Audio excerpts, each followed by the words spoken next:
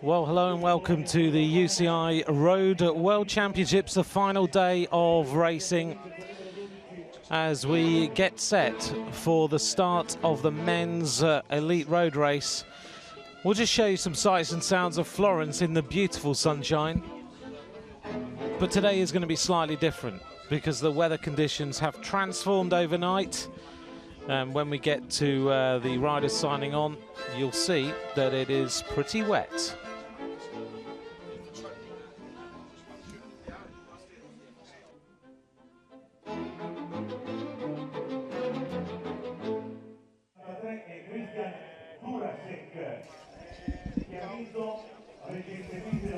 So the riders signing on in Lucca this morning, ready for today's race, which is always very, very long. This is the Croatian squad getting ready, and the Latvian team will be signing on shortly. This is the riders getting prepared, all clad against the wet weather. That's Alex Howes of the United States of America, a strong American team here today. The Italians, the weight of a nation on their shoulders as usual. Their team will be led by that man, Vincenzo Nibali, in the Azzurri blue, as he gets ready to try and win a title in front of his home crowd. The last Italian winner, of course, was Alessandro Ballan back in 2008 in Varese. The riders having to be a little bit careful as they get ready for today's race. The thunderstorm started around about 5 o'clock this morning, and it's been pretty bad.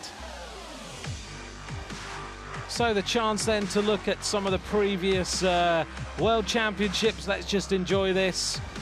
Some historic pictures from incredible wins.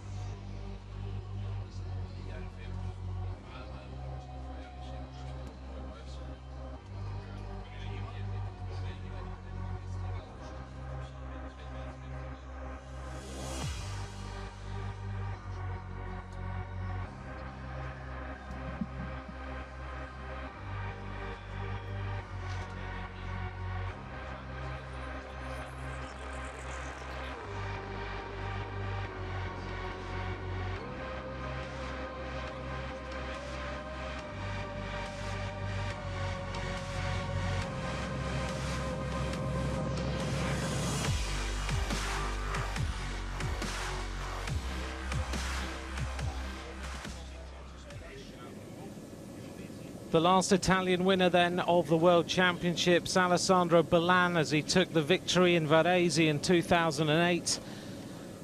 This is the 11th time that the championships have been held in Italy. The first time we've had the race in Tuscany, though, as we take a look now at the route the riders will face. 272 kilometers of racing. They're going to race from Lucca past some of the places that we've seen as start areas of some of the racing before we head back into the center of Ferresi, and then we've got the loops around this 16.6 kilometre circuit that has been the focal point for many of the races over the last few days. So they're going to go over the Fiesole climb, and then they've got this little steep rise which really is hurting some of the riders as well, before they race into the finish line. 10 laps of 16.6 kilometres to decide who takes the rainbow bands as the champion. La figura più emblematica del ciclismo in Toscana, anche in Italia. Questo mondiale che partirà da Lucca, percorrendo tutte le strade verso Firenze. So we join Francesco Moser, who this morning was riding around on his bike. He never forgets it. And Francesco's going to take us around the course. He's just telling us Gino Bartoli is the most important cyclist of Tuscany, the home of this World Championship. The race starts in Lucca, passes through Montecatini and also through Pistoia, and in the end we head into Florence.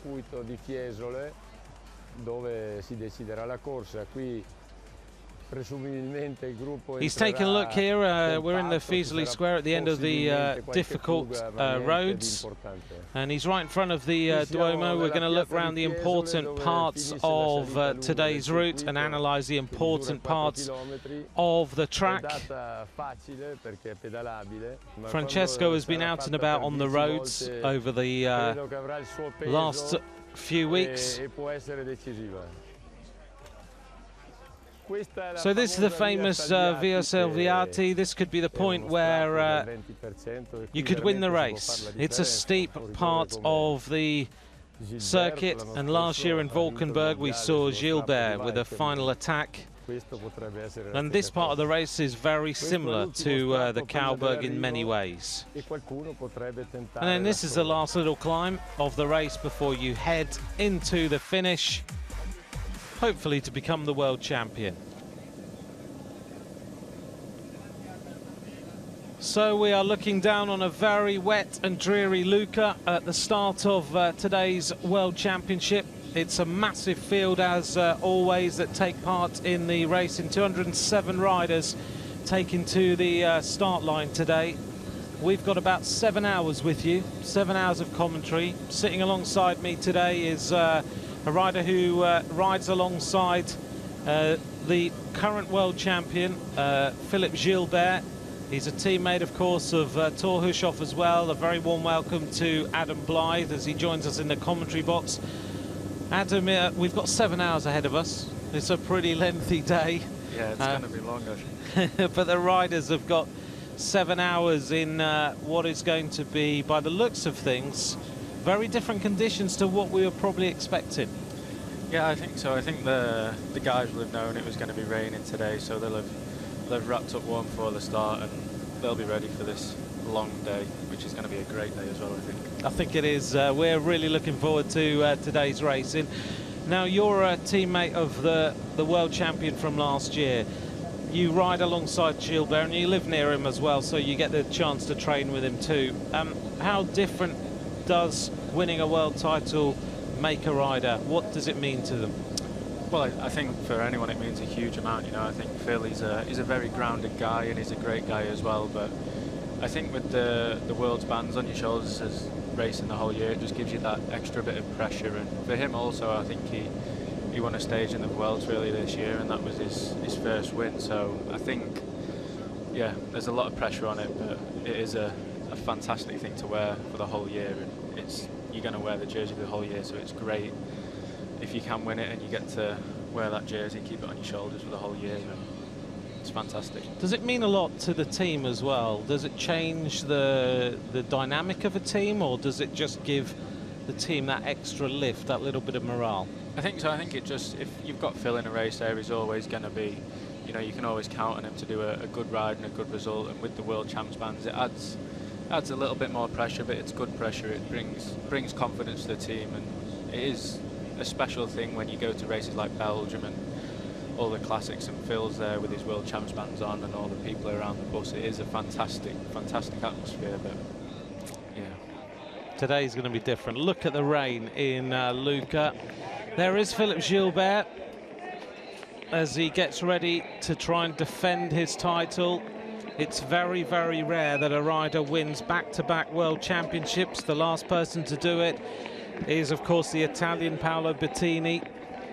He took victories in 2006 and 2007. Adam, you know, as a pro, when you get up in the morning and you've got what is one of the longest races of the year ahead, as we see the riders now starting in Lucca, what goes through your mind? Well, when you wake up, it's just eat, eat, eat, really. Eat as much food as you can for a 7-hour race. I mean, a lot of the guys will have different jobs here, but you don't want to eat too much either, you know. You don't want to have a full stomach and be your body trying to work on digesting that. So I think the guys have got long enough in this race to get nervous and think about what's going to happen. So I think it's just routine almost, I think, but they'll be nervous for sure. Sure, the nerves will tingle. The body's obviously, you know, any race that you do, particularly a World Championship, is that moment when all your preparation, your season can be totally transformed. So Philippe there is now no longer wearing those rainbow bands. It's a long day ahead for him. Do you think this Belgian team will ride for Gilbert today, or will they try and go with some different options? No, I think Phil's the main guy there today. I think this course suits him, and with the race distance as well. It's a long day, and he's gotten stronger recently, a lot stronger with the Vuelta and doing the Tour. So I think he'll be the out-and-out leader, but they've got a couple of cars to play as well. They've got Greg Van Avermaet in there, who recently has had fantastic form as well. So I think Greg will be, as an outsider, one to watch today, I think.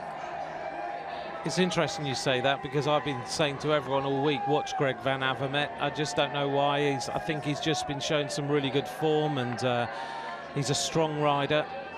You were out, I think, training the other day with Hushoff and Gilbert. He looks quite animated today already, and it's very, very early. What was going through their minds, do you think, a few days ago? A few days ago, I'm not sure, really. I think they were just trying to relax, recover, and get ready as much as possible for this race. A couple of days, there's not much you can do apart from just sit in your bed and think about how the race is going to go, but you can't overthink it either, otherwise, yeah, you'll stress about it. You don't want to stress about a 270-kilometre race. You've got enough time to do that while you're racing. Watch a load of films, play some games on the computer and chill out. Exactly, yeah, I think that's what most of them will have been doing. So we're looking down on the peloton then as they roll out. They've got this long ride ahead of them before they get onto this finishing circuit, which they go around 10 times. The atmosphere in the peloton looks quite nice and relaxed, quite calm. I guess everyone's just trying to take the pressure off themselves, just get those nerves relaxed and smile and laugh and talk to riders you've raced with all year. I think so, yeah. I think, yeah, the first...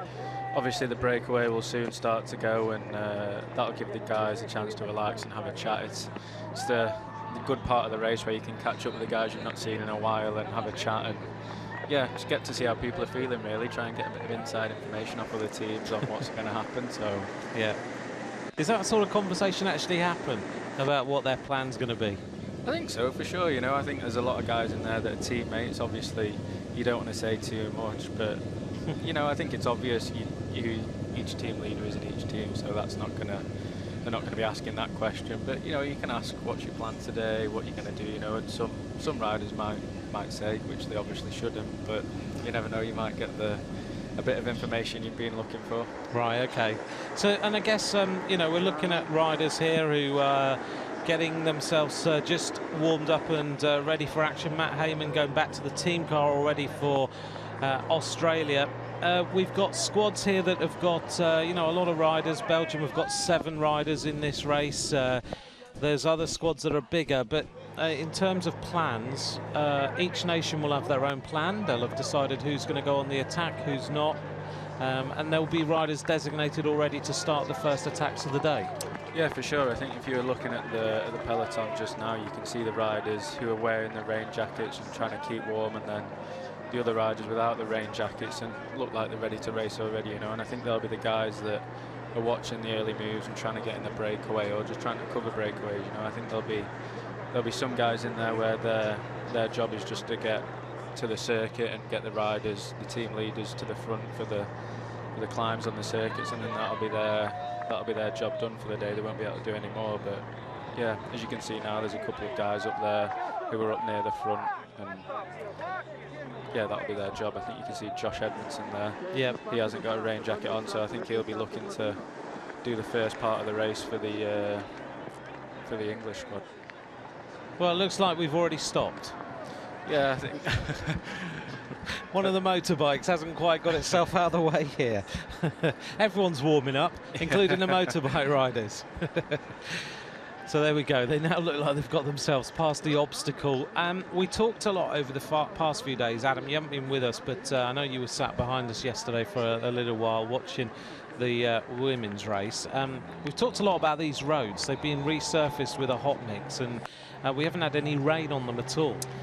Yeah, I think that's going to be very interesting. I think especially when they get onto the circuit here, all the roads are shiny. There's quite a lot of white lines about as well. So I think with the first climb coming up, and if the roads are still damp, which I'm sure they will be when they get here, I think it'll be very much a race to be in the top 20 on top of the long the 4-kilometre climb. So it's going to be, I think as soon as you get on the circuit, it's going to be very, very fast. I think it's going to be a race to get on top of that climb and get down that descent in the top 20, because if you're not, I think it's going to be very, very difficult. An opportunity there to pick out Taylor Phinney with purely a gilet on. He's not got a full rain jacket on. He lives in this area. He knows these roads really well. Yeah, I think him and Mark Cavendish today, both living in Quarata. They're home from home sort of thing, so I think they'll be both looking to get into Quarata first. I think they descend down from San Baronto, which is a climb they both know very well, so I'm sure they'll be skittling down there on the front trying to get into Quarata first. So it's going to be a race of the Quarata residents into that location. So we're looking here at the back then, Matt Hayman, there is Taylor Phinney. He had a disappointing time trial the other day. He really wanted to try and go further and getting a silver medal last year. But when he was up against Cancellara, Wiggins and Tony Martin, there was no real opportunity for him to go top of the leaderboard. Interestingly, you've picked out that Josh Edmondson is hasn't got a rain jacket on. Mark Cavendish is in a skin suit, and sitting alongside him is Luke Rowe. But this is normal weather conditions for Wales, so he's probably not even bothered. Yeah, I think Luke's happy that he hadn't had to put sun cream on today. The Italians going back for rain jackets already. I'm wondering whether Mark Cavendish, many people have said, why has Cav been selected for this World Championship? And I guess, you know him very, very well. And I'll give my view, maybe two things. One, he knows the area. He knows the roads. Number 3, he is just a great personality to have in a team for motivation. Yeah, I think that's probably the main reason Cav's there. He brings the team together a lot. You know, he's a good guy to have around. He's good for your motivation, and he gets on with all the guys. He's got a good relationship with each rider in the GB team here. So I think he's a great guy to have around, and also he knows the roads very well. It's his back garden, you know, so he knows it very well. And Cav he's not just a sprinter, you know. We all saw in the Giro he was flying on the climb, so it's not like he can't get over a climb. I think he'll do a good 2 or 3. Doesn't sound like much, but a good 2 or 3 laps around the finishing circuit here, which will. But a guy like Cav, he's great at positioning, he's great at going down the hills. So I think I don't think it's a bad choice at all to put Cav in. I think it's a very good choice and a wise choice as well from Team GB. You'll notice the helmet he's wearing is, I noticed this the other day, he was out warming up, well, looking at the circuit. He stopped on the finish line, pulled a skid, as he does, but he had this new helmet on. It's really aero. The car just pulls away now. Kilometre 0, so you've seen the neutralised rollout. Racing is underway. We'll start to get the first few attacks. I think what is great about today is that we're going to see the entire race. You don't often see this, Adam. When we see pro racing, we join it with maybe 70k to go. The break's been established, and the pros often say to me, if only you could see the first hour. Yeah, definitely. I think, you know, the race can sometimes be, from the word go, it can be full gas for a couple of hours, you know, and you never see that, but it is sometimes the most exciting part of the race. I mean, look, you've already got attacks. We've been racing for 30 seconds. There's already attacks going. So no, it is. It's a shame you can't see it. It's a fantastic part of the race, which I'm sure a lot of people would like to see. There goes the first attack, the major attack on the left-hand side, and it's one of the Argentina riders who decides to make a move. Great Britain sitting up towards the front. They've got a very strong team, of course, with Cavendish, Cummings, Josh Edmondson, Chris Froome, the winner of the Tour de France, Luke Rowe, Ian Stannard, Geraint Thomas and Brad Wiggins, a former winner of the Tour de France. So one team with 2 Tour de France winners in it is pretty impressive, and Great Britain have 3 riders sitting across the front as Cavendish looks across, and the next rider goes on the attack, and this looks like it is number 58, and that looks like it's Anthony Roux potentially, who's just gone on the move. Another attack goes, and it looks like one of the Austrian riders trying to break away to go across. Austria, you might sit there and think, well, they're not going to have many riders who can win this race, but they have got, of course, Bernie Eisel, who is a Classics winner and who sits on the front all the time, looking after the riders in Team Sky, and, of course, in the past has been the rider who looks after Mark Cavendish. So the pace starts to increase just a little bit on these wet roads as the first attacks of this World Championship begin. We'll start to pick out who is making the moves, and then we'll see which attack actually sticks. We normally see a big attack happen early on, and generally it is a couple of these smaller nations that manage to get away. I remember a very long attack from the Irish rider Matt Bramier in Geelong, which was somewhere over 200 kilometres, and his breakaway group almost put themselves in a situation where they had joined the race on the finishing loops and lapped the field, which would have meant that they were pretty much just sitting in the peloton and being carried to a gold medal.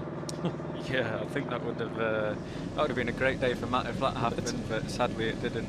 But no, I think Matt's in here today as well. I think he'll be looking to get in the breakaway and do a similar to thing that he did in Geelong again. Great Britain sitting with 3 riders. It's again Cavendish who goes to the front.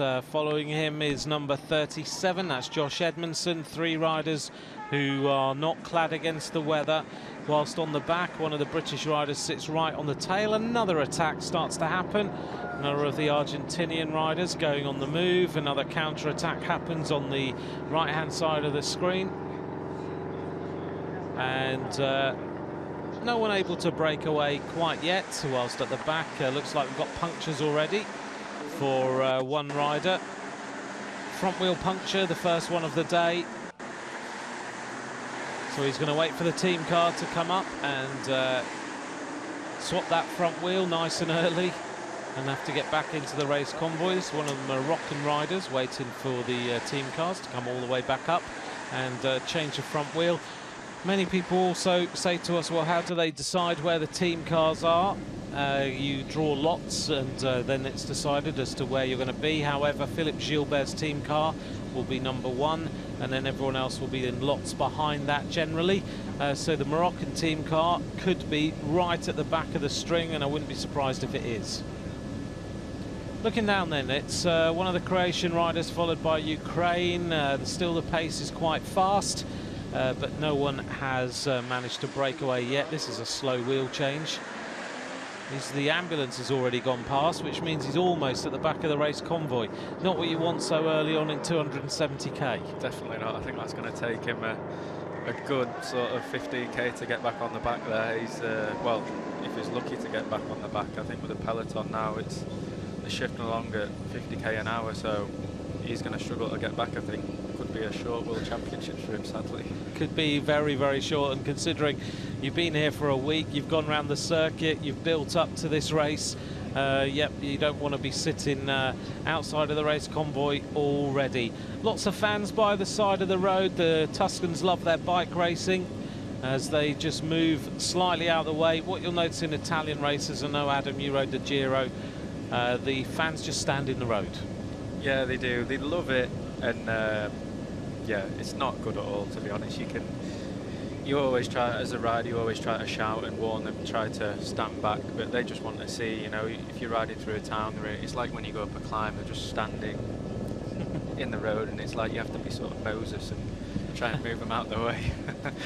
That's a good description, actually. Yeah, it's so hard for you as pro bike riders to sometimes just even ride on the road. This is Greshin of Ukraine, just trying to stretch the pace a little bit. But what is it like? I mean, does it sometimes, I guess, if you're feeling tired and you're fatigued, it's stressful. But I guess some of the time it's just a buzz. Yeah, well, that's the thing, you know. I think when you're looking at it on TV and you've got the riders, especially going up the climbs, I think when you're at the front, it is a pain. You know, I think it's difficult to sort of get into your rhythm. You can't even see the road sometimes. You don't know where you're going. But I think for me, when I was going up the climbs, there was a lot of people there shouting at the Giro. It's fantastic. I loved it. It just takes your mind away from what you're doing. You're not racing. You're just sort of riding through a load of people who are cheering you on up the climb. It's brilliant. So we're looking down then on the peloton as we start to pick a few riders out. The British riders staying relatively close to the front. Much has been talked about over the last few days about Wiggins, and he rode really well in the time trial, but he's not a man who enjoys these sort of conditions. We saw him in the Giro, and he kind of lost it a little bit on one of the very slick descents that day, and a lot of people have given him some stick about it, but you rode that day. It was incredibly slippy on that descent, wasn't it? It was, yeah. It was horrendous. It was just, I think it was similar to around here. It was newly surfaced roads, and I think it was the first bit of rain they'd had them in a while, so I think it was very greasy. Well, it was very greasy. It was very early, so he was unlucky. But I think we're talking about Wiggins there, saying he's not so good in the rain, but he's just won the Tour of Britain time trial, which is in the rain, very technical circuit. So yeah, I think he'll be fine today. I think once he gets up near the front and with the climbs around here, he won't have too much of a problem trying to stay up there. Yeah, many people say, well, he'll probably be there near the finish looking after the interests of Chris Froome. And it is one of the first times those two riders have been in the same team in a bike race for about 12 months. I think they've ridden once together other than that. Yeah, I think so. But I think they'll do a fabulous job. I think Bradley is on super form, as we saw in the time trial there. So I think Bradley on the long climb, especially here on the finishing circuits, he'll be able to do a very good job for him. I think he can ride at that high power, and the climb's around, I think, 8 to 9 minutes. So Bradley, he'll be very, very good up there for Chris. So you got a bit of a view about this course, having had a look at it and getting feedback from riders as well about yesterday's women's race too. It sounds from what you've told me before the start of the race that in actual fact it's not this steep climb that's the worst, it's the longer climb that's worse. Yeah, that's the feedback I got. I mean, the steep climb's hard, but you have to, I think you just accept that it's hard, and it's going to be a hard sort of minute and a half, 2 minute effort. But the long climb, you can do it in the big ring, it can be very fast, but it's a very high power climb. You have to hold a high power for sort of, as I said, 8 to 9 minutes, which some riders are very good at, like Bradley Wiggins, Cancellara, he's very good at doing that. So I think that'll be a great place for a sort of attack at the bottom of that climb, maybe later on in the race. If you get a sizable gap before the top, it can be hard to bring it back with the tricky descent, and then yeah, the last little climb there is going to be hard to hold on. But I think that'll be where the race is made, the small selection, and then maybe like yesterday the women's race, a late attack. But I'm not sure. I think the long climb will be where the main selection is going to be made. When we look at the circuit, when we look at the kind of the way it's set out, some people have said, oh, it's quite like Liège-Bastogne-Liège in some ways. You've got long climbs and you've got short, sharp, steep climbs as well. And so then you start to think about the sort of riders who do well in that sort of racing, and you think about Dan Martin, you think about Gilbert, you think about Cadel Evans, those sort of riders. And before that, you were thinking more about maybe a Grand Tour rider, because Chris Froome's been saying all the time, we're seeing two riders just breaking away. And you've got one of the Tunisian riders just going on the attack here, one of the Polish riders as well. So it's number 197 there, and that is well, he's wearing 197, but he shouldn't be, but we'll just double check his number in a minute. One of the riders from the Tunisian squad there at the front.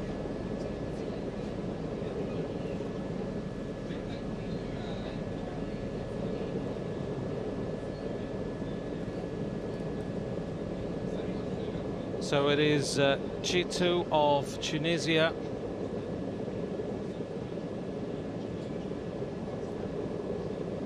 Chitu of Tunisia has gone on the attack wearing number 197 in the red and white. And we were just checking his name because our rider list has got one extra number on it. So one rider has changed their number. So Chitu has gone on the attack. And he's also been joined by one other rider who is there from the Polish squad, who joins in with the breakaway group. So a couple of riders starting to make a little bit of move. And this is Hudzarski of Poland. So two riders just breaking away, trying to get a little bit of an edge on everyone else. Now we are seeing the smaller nations. This is generally the pattern of this sort of race in these smaller nations. Try and get up the road, get on the attack, get in the breakaway nice and early. And now one of the Austrian riders just trying to pedal across to the leaders to try and make 4 or 5 riders on the attack. So the Venezuelan rider has now gone across, that is Godoy. So Godoy of Venezuela goes on the attack. So at the front then, we've got Hudzarski of Poland, and the Tunisian rider is Chitau, wearing number 197. Two teams in the red and white colours as they make their move. The peloton seems to have calmed down a little bit now. The pace relatively steady at the back of the peloton. And now we'll see whether any of the British riders or Irish riders try and get in this move. Adam's been saying, if you look at some of the riders who haven't got their rain capes on, they're obviously designated riders to try and get on the attack and get on the road. So two riders then on the attack as we go back to the team car of Great Britain by the looks of things. And they're now opening up a gap of around about 13, 14 seconds. It's starting to grow on one rider who is trying to get across to them. That is Dal of Morocco, trying to get across to these leaders. So little groups starting to form at the front of this race. This could be the breakaway that starts to grow over the next few kilometres, if indeed the big teams are quite happy to let this go. So a little rise then being used for the attack. There are the two leaders, and they're being chased by 4 riders trying to go across to the riders in the lead. So it's Chitau at the front with Hudzarski, and 4 riders just trying to get across to those two leaders to make it 6 riders in the leading group. 12 seconds now we're hearing on Radio Tour is the advantage of the two leaders.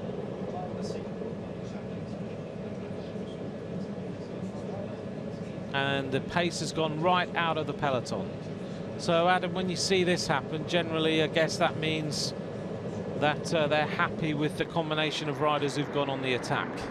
Yeah, that's it now. I think the peloton looks quite relaxed. You might get another one or two riders trying to make it across, but generally that's it now. They just need one guy to stop to go to the toilet, and then they'll be Then that's it. There we go. Yeah, they'll be very relaxed now, I think.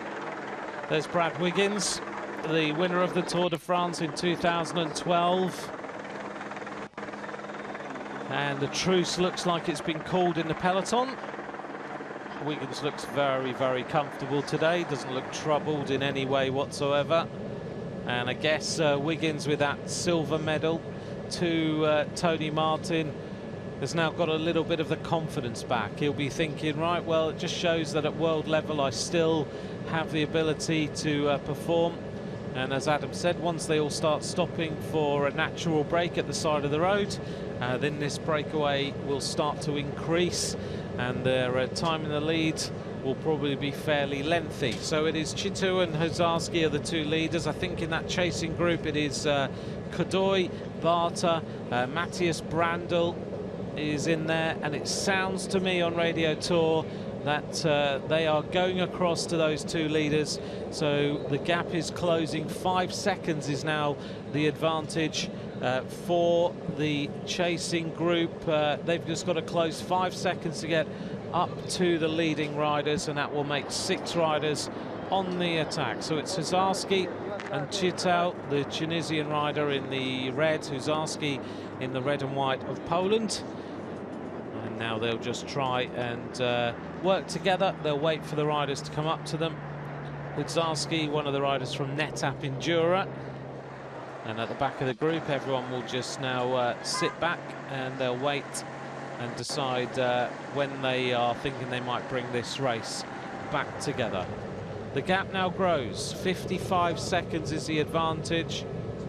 12.2 kilometers now covered of today's race. 55 seconds is the advantage. So, Adam, it looks like that break's gone. Yeah, but that's it now for the day. The riders will sit back. I think they'll just try to keep warm now, all the peloton, try and get as much body heat into their bodies as possible so they don't lose energy. And yeah, as we can see, they're all stopping for a natural break. It's very relaxed. A couple of the guys will go back, speak to the team cars, see who's at the front, and get an idea of what's happening.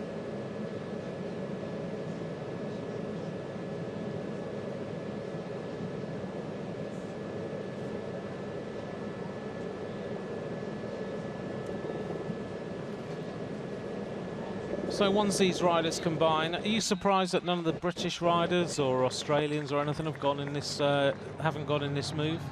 No, not at all. I think if one of the British riders tried to go in the move, a lot of countries would react, and that'd start a whole other lot of countries starting to attack. The Italians would get involved. The Spanish would try to get in there. So no, I think all the main countries here have just said none of these countries in the break will hang back. They've got nothing to be in the break for. So no, I'm not surprised at all. So these 6 riders then, once they get together, will just combine and start to ride. The gap already is approaching 1 minute, and then it will probably start to increase, maybe getting up over 2 minutes quite quickly. Such is the tempo now in this World Road Race Championship. We're hearing on Radio Tour that the gap now goes out to 1 minute and 15 seconds. So certainly this is the time.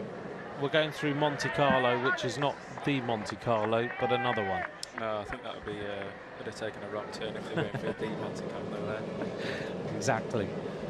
So looking down on the peloton then, as they go through this area of Monte Carlo, which is around about 14 kilometers of racing covered on the 273 kilometers that the riders will face today. Dear, another rider being dropped from the breakaway already there, which is not good at all. It isn't, is it? I'm quite surprised about that. It's not even that much of a steep climb, but yep, one rider suffering, and will probably make their way back to the peloton and could well be out of the back of the peloton before they get to the top of this rise. But still the 2 riders, Chito and Hozarski, continue to work together. They look round and they see these 3 riders now making their way up. It is Kodoy who is leading there. Number 83 is Barta, and it's Matthias Brandl who is the Austrian rider. So 5 riders now are going to combine at the front of this race. It is Chito, Hozarski, Kodoy, Barta and Matthias Brandl now on the attack in this World Road Race Championship, with a long, long way to go. About 250 odd kilometers still left to race. The weather conditions not getting any better. However, at the finishing line, It is starting to dry up a little bit. There's no wind to tell of at all.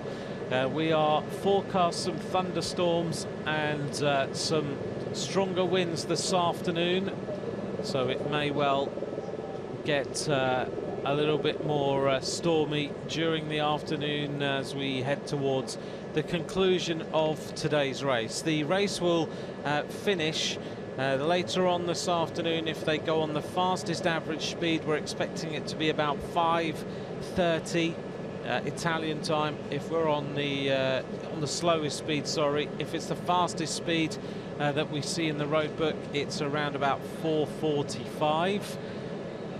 So we'll see what sort of average speed they're ticking along at. Once we get onto this circuit that we do 10 times, we will be able to give you the lap statistics, the sort of average speed that they're doing, and we'll give you the average speed of the race. Yesterday we saw the women get to the finishing circuits with an average speed of around about 40-odd kilometres an hour, as Van Summeren looks for the team car and is going to go back to hand some jackets in. Wiggins is sitting down near the back. Wiggins riding a tiny gear at this time of the race, isn't he? Yeah, he is, and I think that's the trying to keep his legs as supple as possible. It's a long race today. You can it'll be very helpful if you can save a lot of energy in the start of this race for the first 100, 150 kilometres. The more energy you can save, the better for the later on in the race. I'm wondering, the last time Brad Wiggins rode 270 kilometres in a race? I have no idea, to be honest. Probably not for a long time, but I'm sure he's well prepared for it. But how many races have there been where it's been 270 kilometres recently? Not many, so... No. Your average race days must be, what, about 200 Ks, 250 Ks sometimes? Yeah, I think the Giro's the longest one, and all the classics, obviously, but you've... I think the average is sort of about 180, 190 these days, which is enough, you know. I think that's sometimes more than it needs to be for a lot of races, but for the classic races and the World Championships, it's great that it's 250, 270 kilometres. It makes it the real winner worthy of winning. Yeah, absolutely. Do you think if you had a race of 220, 230k, the result would be the same as 270? No, I don't think so. No. I think that extra 30 kilometres, 40 kilometres really sorts the men from the boys. You know, I think people like Philippe Gilbert in there, the 270 kilometres is perfect for him. He's really good with a long distance, so for him that'll make a big difference. For people such as Sagan, he's still young and maybe he's not as used to the distance as Gilbert is. Now we're seeing the British squad, 3 of their riders on the front, setting the tempo, just keeping things nice and steady. Why is it that the British team, every single time we get to a World Championship now, seem to be the squad that are left riding on the front? Well, I think with the riders they've got there, I mean, they've got Cavendish, Luke Rowe and Edmondson. I think Cav and Luke Rowe, their jobs are going to be to set a good tempo for Chris Froome and try and keep them out of trouble. So they'll want to try and stay at the front, get Chris up there and Bradley and Steve Cummins, who can do a good job later on in the race to just keep him out of trouble. And Cav's not going to be there at the end, so I think he's just 170, 180 kilometres. That's his race, so he's going to want to be at the front now, and he's going to want to be doing as much as he can for the team. We're hearing now on Radio Tour that the advantage has grown to 2 minutes and 10 seconds. So the gap is starting to increase for the riders who are on the attack.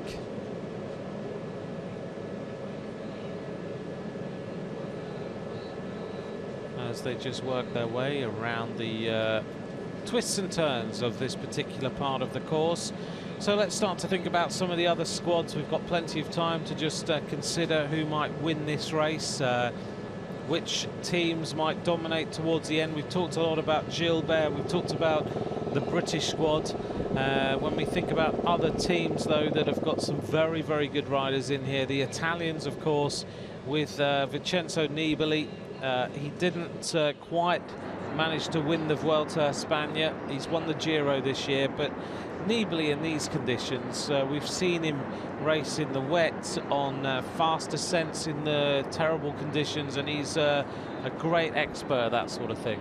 Definitely, yeah. I think he'll be looking forward to a bit of rain. I think he can make a difference there, but I'm not sure he can make a difference on the favourites. You know, you've got Cancellara, he's one of the best descenders in the world. Gilbert is obviously a great descender, and Sagan, he's also good as well. So it's going to be difficult for him to move on the descent with those guys, but for sure he's looking forward to it, and I think he can take a lot of confidence on the descent, and he'll get more recovery than other riders would. So for sure he's going to be up for it today.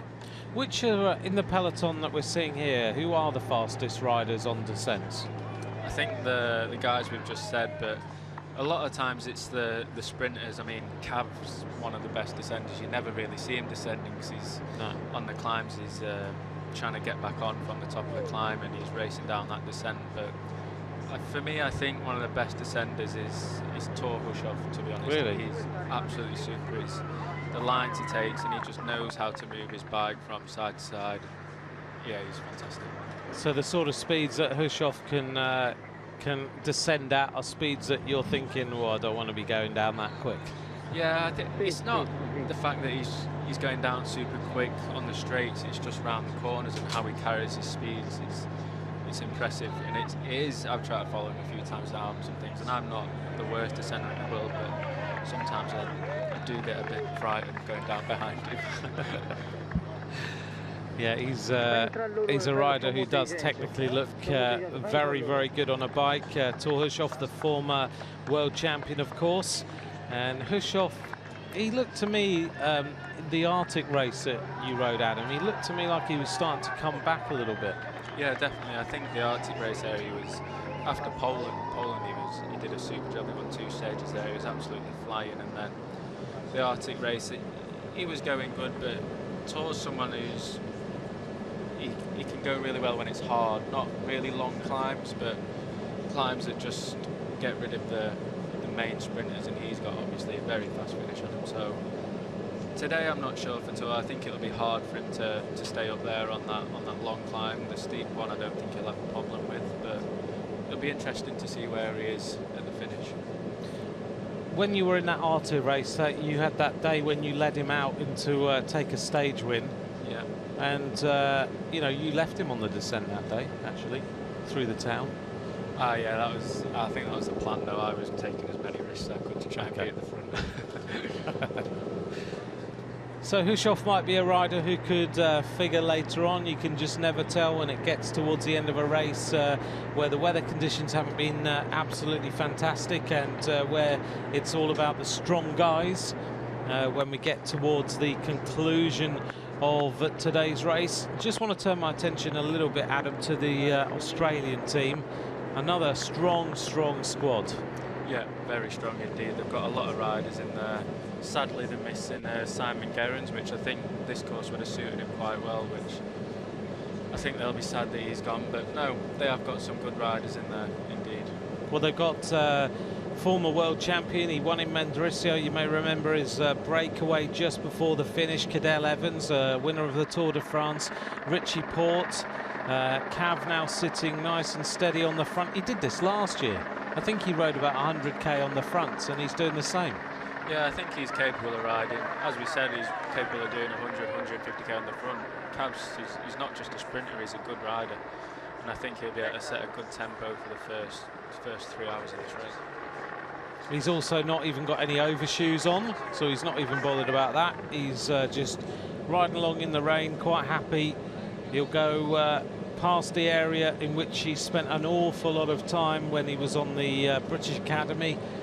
He was based down here, and at that time many of the British youngsters were riding and living in this area, including Geraint Thomas, also Ben Swift, other riders who were based in that area at the same time as Mark Cavendish, who's now on the front and is now really one of the most successful riders of his generation. 3 minutes and 15 seconds now the advantage. These riders just ticking along quite nicely. We've name-checked them all. There is the Endura NetApp Endura rider, Barta making his way through. The Venezuelan is Cadoy at the front in the blue, white, red and yellow colours, if you're just trying to work out the different nationalities of these various riders working their way through to the front of the group. Two other nations represented in here. Chitao is wearing number 197, Hudzarski is in here, so we'll just keep picking out these riders as they make their way and grow their advantage. 3 minutes and 19 seconds.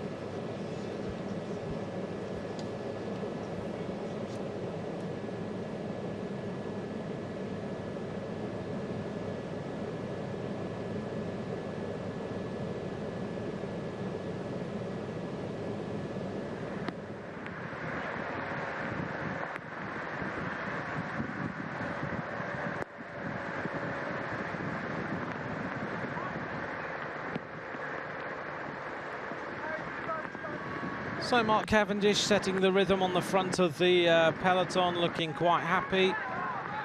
I don't know if his fiancée Peter Todd is in the area today. I wouldn't be surprised if she's come over to be standing at the side of the road. She's generally here at the World Championships and cheering on Mark as he races on roads that he knows from training here so many times. So Steve Cummins there at the front. I think it'll be a good course for Steve Cummins if he can stay up there today. I mean, he likes sitting at the back, he likes staying out of trouble, but if Steve can find his way up to the front around these circuits, he'll be very useful for Chris Froome later on in the race. Just a question that we do get asked a fair amount of time. Matthias Brandl rides for I Am Cycling. He's at the front of the group. There are riders who sit at the back all the time.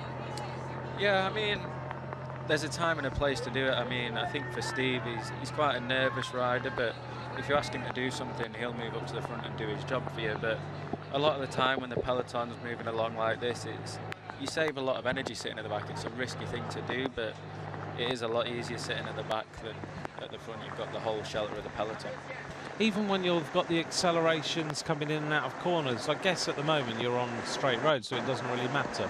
Yeah, exactly. But it is difficult sometimes accelerating out of the corners, but a lot of the times when the pace is like this, it's not really super hard acceleration, so it's no problem at all.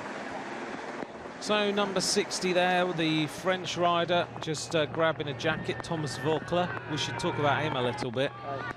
This is a climb that's, one of the climbs is very punchy. Voeckler won't mind that at all. Do we think Voeckler might have a chance today? I think so, yeah. I think he's one of those riders that's always up there, and he's always there in this kind of race. I mean, when it's hard, he's generally always there. So no, I think he'll be there at the finish. Whether or not he's in the great condition to do something, we'll see. But no, he'll for sure be there. So pretty much 6 riders from Great Britain have now hit the front.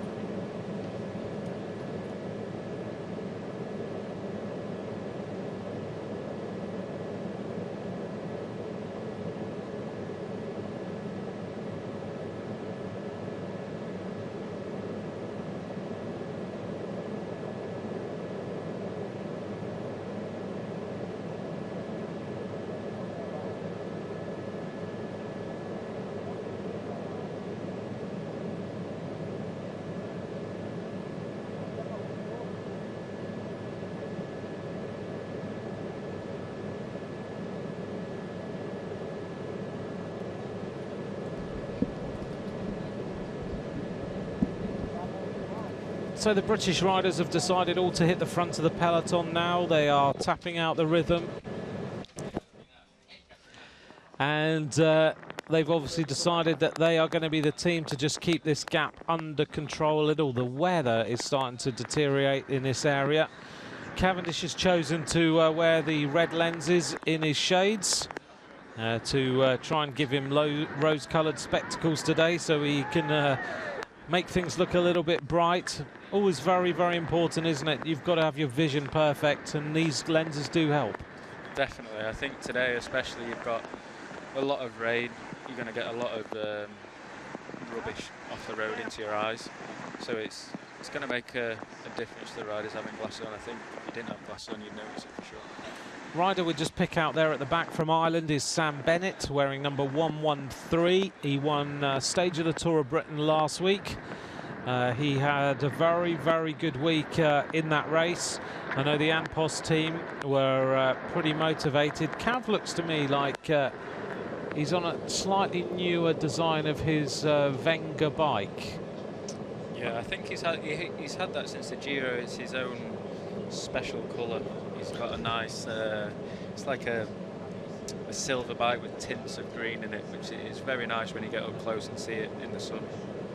He does like his different designs, doesn't he? Definitely, yeah, he does. He thinks a lot about how everything looks. He's got generally the Pantone green of the green jersey of the Tour de France on a lot of the stuff he has. Yeah, and that's the tint of green he's got on his bike there, and I think he's got a line. I think the paint on his wheels is that same green as well.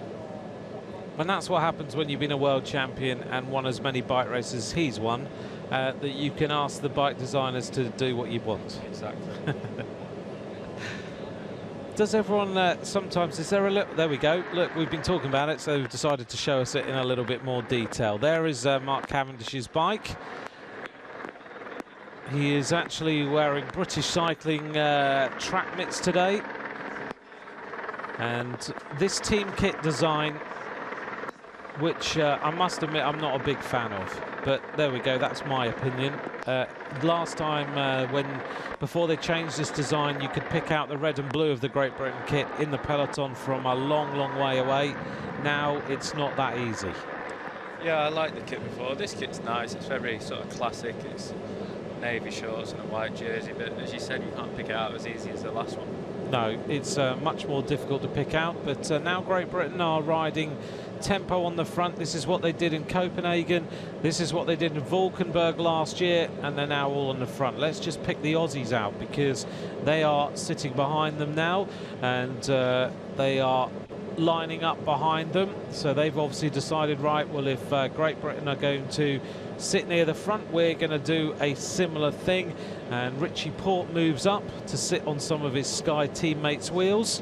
It must be an interesting day when you go from riding tempo all the time for Froome and Wiggins to suddenly be there, and now you're in competition, and Richie Porte is a rider who could feature at the end of this race. Definitely, I think Richie will 100% be there today at the end of the race. The last couple of laps, he'll be up there, he'll be moving around, he'll be very active, I think, on the climbs there.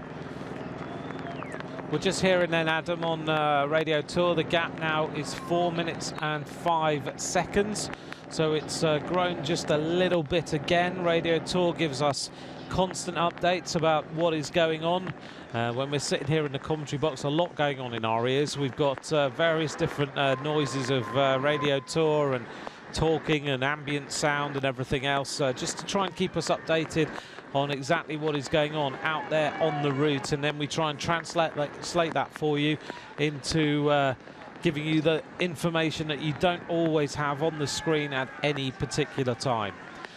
So a study there of number 197 as we see one of the Pinocchio figures, which of course are very important in this area, the Pinocchio story. And number 197 is Chito of Tunisia, as we see Luke Rowe on the front. Rowe just tapping out the rhythm. A couple of months ago he had his own race called the Hitters Grand Prix down in Wales. I commentated on that with him, and putting a little bit more back to grassroots cycling, he decided to have his own race. Which is a great thing to see from a rider who's a professional bike rider, thinking already about the grassroots of the sport, the roots of where he came from. Yeah, definitely. I think I sadly couldn't make that race, but it sounded like it was a great race. And I think Luke as well, because he's young, he remembers what it's like to be a kid, and he remembers what it's like to be growing up and wanting to be a pro cyclist. So it's great that he put a race on for the younger categories as well, all the way up to the elite. So it's fantastic of Luke to do that event.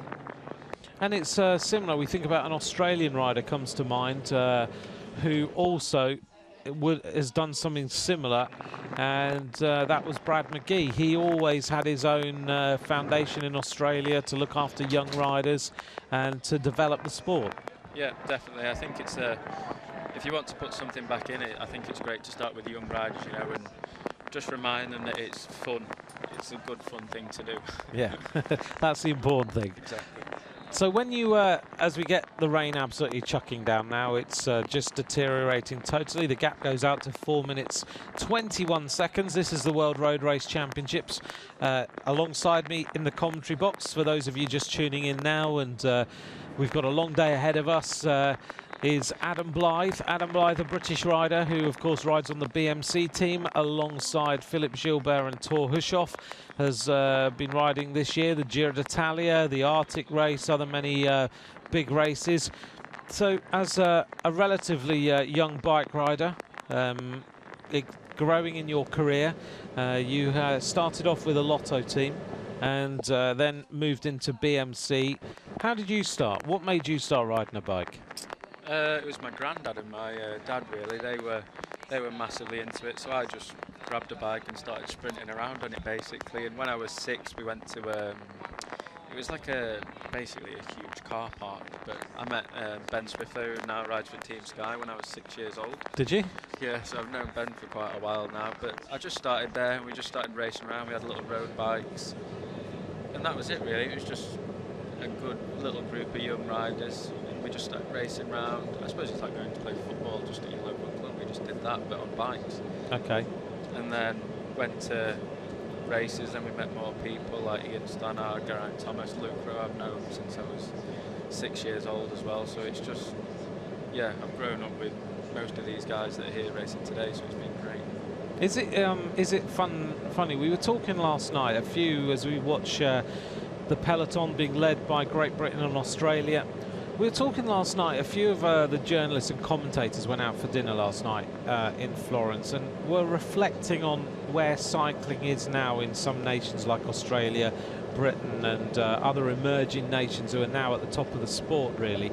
And thinking about riders like you and Geraint and Richie Port and people like that, riders who, as you've just said, met at young ages and race. Is it odd sometimes, or maybe you've never thought about it, of the fact that when you were back then maybe watching a Tour de France on television or the Giro on television or whatever, dreaming about being a pro, and maybe at that age sprinting as though you were whatever sprinter was the main person at the time, and now you're the ones that everyone's watching? Yeah, I think so. I think when we were young, we weren't really thinking about it. We were just thinking, like, we just wanted to race. That was just the thing. We never... I think when we got to sort of under 16s and juniors, but it was very much on the track then. So when I was young, I was just looking at the 6 days and all this kind of stuff. But then when you get into junior, you start to road race. I had posters on my wall when I was younger, the Tour de France, Robbie McEwen and that.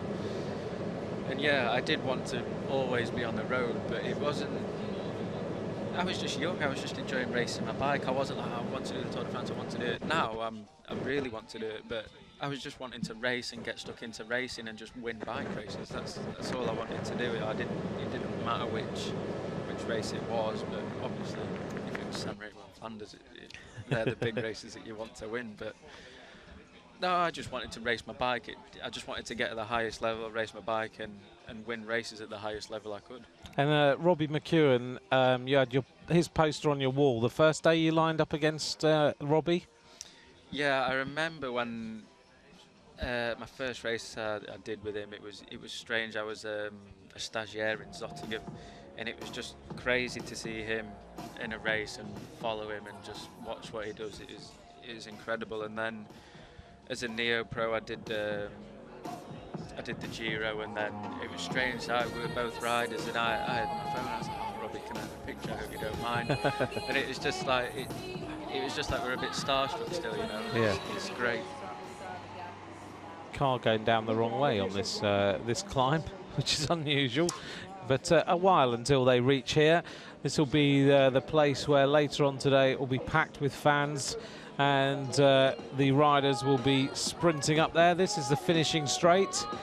For those of you who haven't watched any of the World Championships yet, where have you been? But this has been the finishing straight over the last week or so. We started last Sunday. We've got some hand cycling going on in the area. And riders will be racing in here at the end of the 100-kilometre run-in to the finish before we start these 10 loops of 16.6 kilometers. And then later on this afternoon, we will present the rainbow bands for the world champion, who will either succeed Philippe Gilbert or could be Philippe Gilbert. Can he do the double? Can he do what Marianne Vos did yesterday, winning her world title back-to-back and taking her hat-trick of victories? Generally, when we're on the Giro, we've seen some of the Italian hand cyclists out on some of the Giro routes as well, so great to see them being given the opportunity to ride on the closed roads as well. The gap goes out a little bit more now. 4 minutes and 44 seconds is the advantage for these leaders. Let's just remind you who they are. It is Chito, Hudzarsky, Kodoy, Barta and Matthias Brandl, the 5 leaders, with 4 minutes and 47 seconds advantage on the rest of the peloton. They broke away very, very early, just after a couple of kilometers really of racing, maybe 4 or 5 Ks. There was a few attacks. They really established their advantage properly at around about 14 kilometers. And now they are just working on maintaining their advantage, with Great Britain and Australia, the teams at the front of the race. This is the top of the climb at Fiesole. It is an area that's just going to get busier and busier. The writing has been put on the roads. As you can see, the names of Martin Elmiger, Nibali, the Swedish riders are obviously supported in this area. They've been busy with the blue and yellow paint, the fans at the side of the road. There are so many nationalities at the World Championships. In the hotel I'm in, there's most of Ireland. There's 92 Belgian fans in our hotel as well. And it is getting busy now on this climb as people look for their vantage point and get ready to cheer the riders to the top of the climb each time. The weather conditions starting to improve a little bit. Outside the commentary box though, Adam, it's still a bit grey. Yeah, I think we saw some blue skies earlier, and now the grey skies are coming in again, so I'm excited. I hope it rains for these guys. It's going to make it a fantastic race. If we get some rain, obviously they're not going to be looking forward to it, but I definitely am. You said this morning when you first got here, I hope it rains. I can't wait.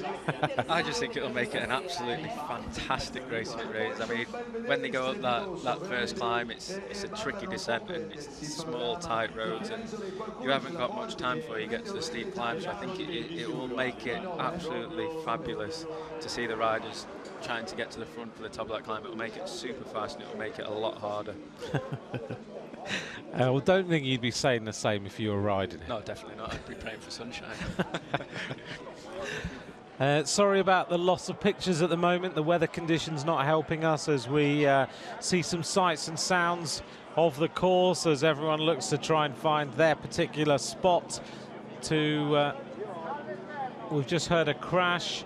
Santa Romita of Italy has just hit the deck on Radio Tour, so the Italian champion is now on the deck. That's not good. He's a rider who Italy will look to help Nibali later on in the race, and he won't want to have hit the deck so earlier on in today's race. We're approaching the first hour, not long now until we see the first hour of racing completed. Still more hand cycling in the finishing straight, and as you can see, not too bad. If you're wondering where Adam and I are, we are in the second window from the finishing line and the top level over there on the right hand side. And the next time you get to see the commentary box, we've got the perfect vantage point. We can look down on the riders as they go right in front of us here in the commentary position, and the weather conditions deteriorating out on the course. The GPS showing 5 minutes and 16 seconds is now the advantage for the 5 leaders: Chito, Hudzarsky, Kodoy, Barta and Matthias Brandl. Those riders are still on the attack, and as you can see, the rain really in this area not great, pouring down. And I'm just wondering if Santa Romita has got safely back to the peloton. Looks like Nibali's had a crash there. It does, doesn't it? Well, we heard number 21, which was Santa Romita. Vincenzo Nibali is number 17, but you're right, he's on a spare bike, isn't he? I think so. I'm not sure. It still looks like his race bike, but he definitely had a cut there on his left leg. Well, I was wondering the fact he hasn't got any frame number on. That I wonder whether he'd change bikes, but he's racing back, and we'll just once we can see. Look at the spray on these roads. So Adam's saying he thinks Nibali's had a crash, and it's just started raining on the finish line as well.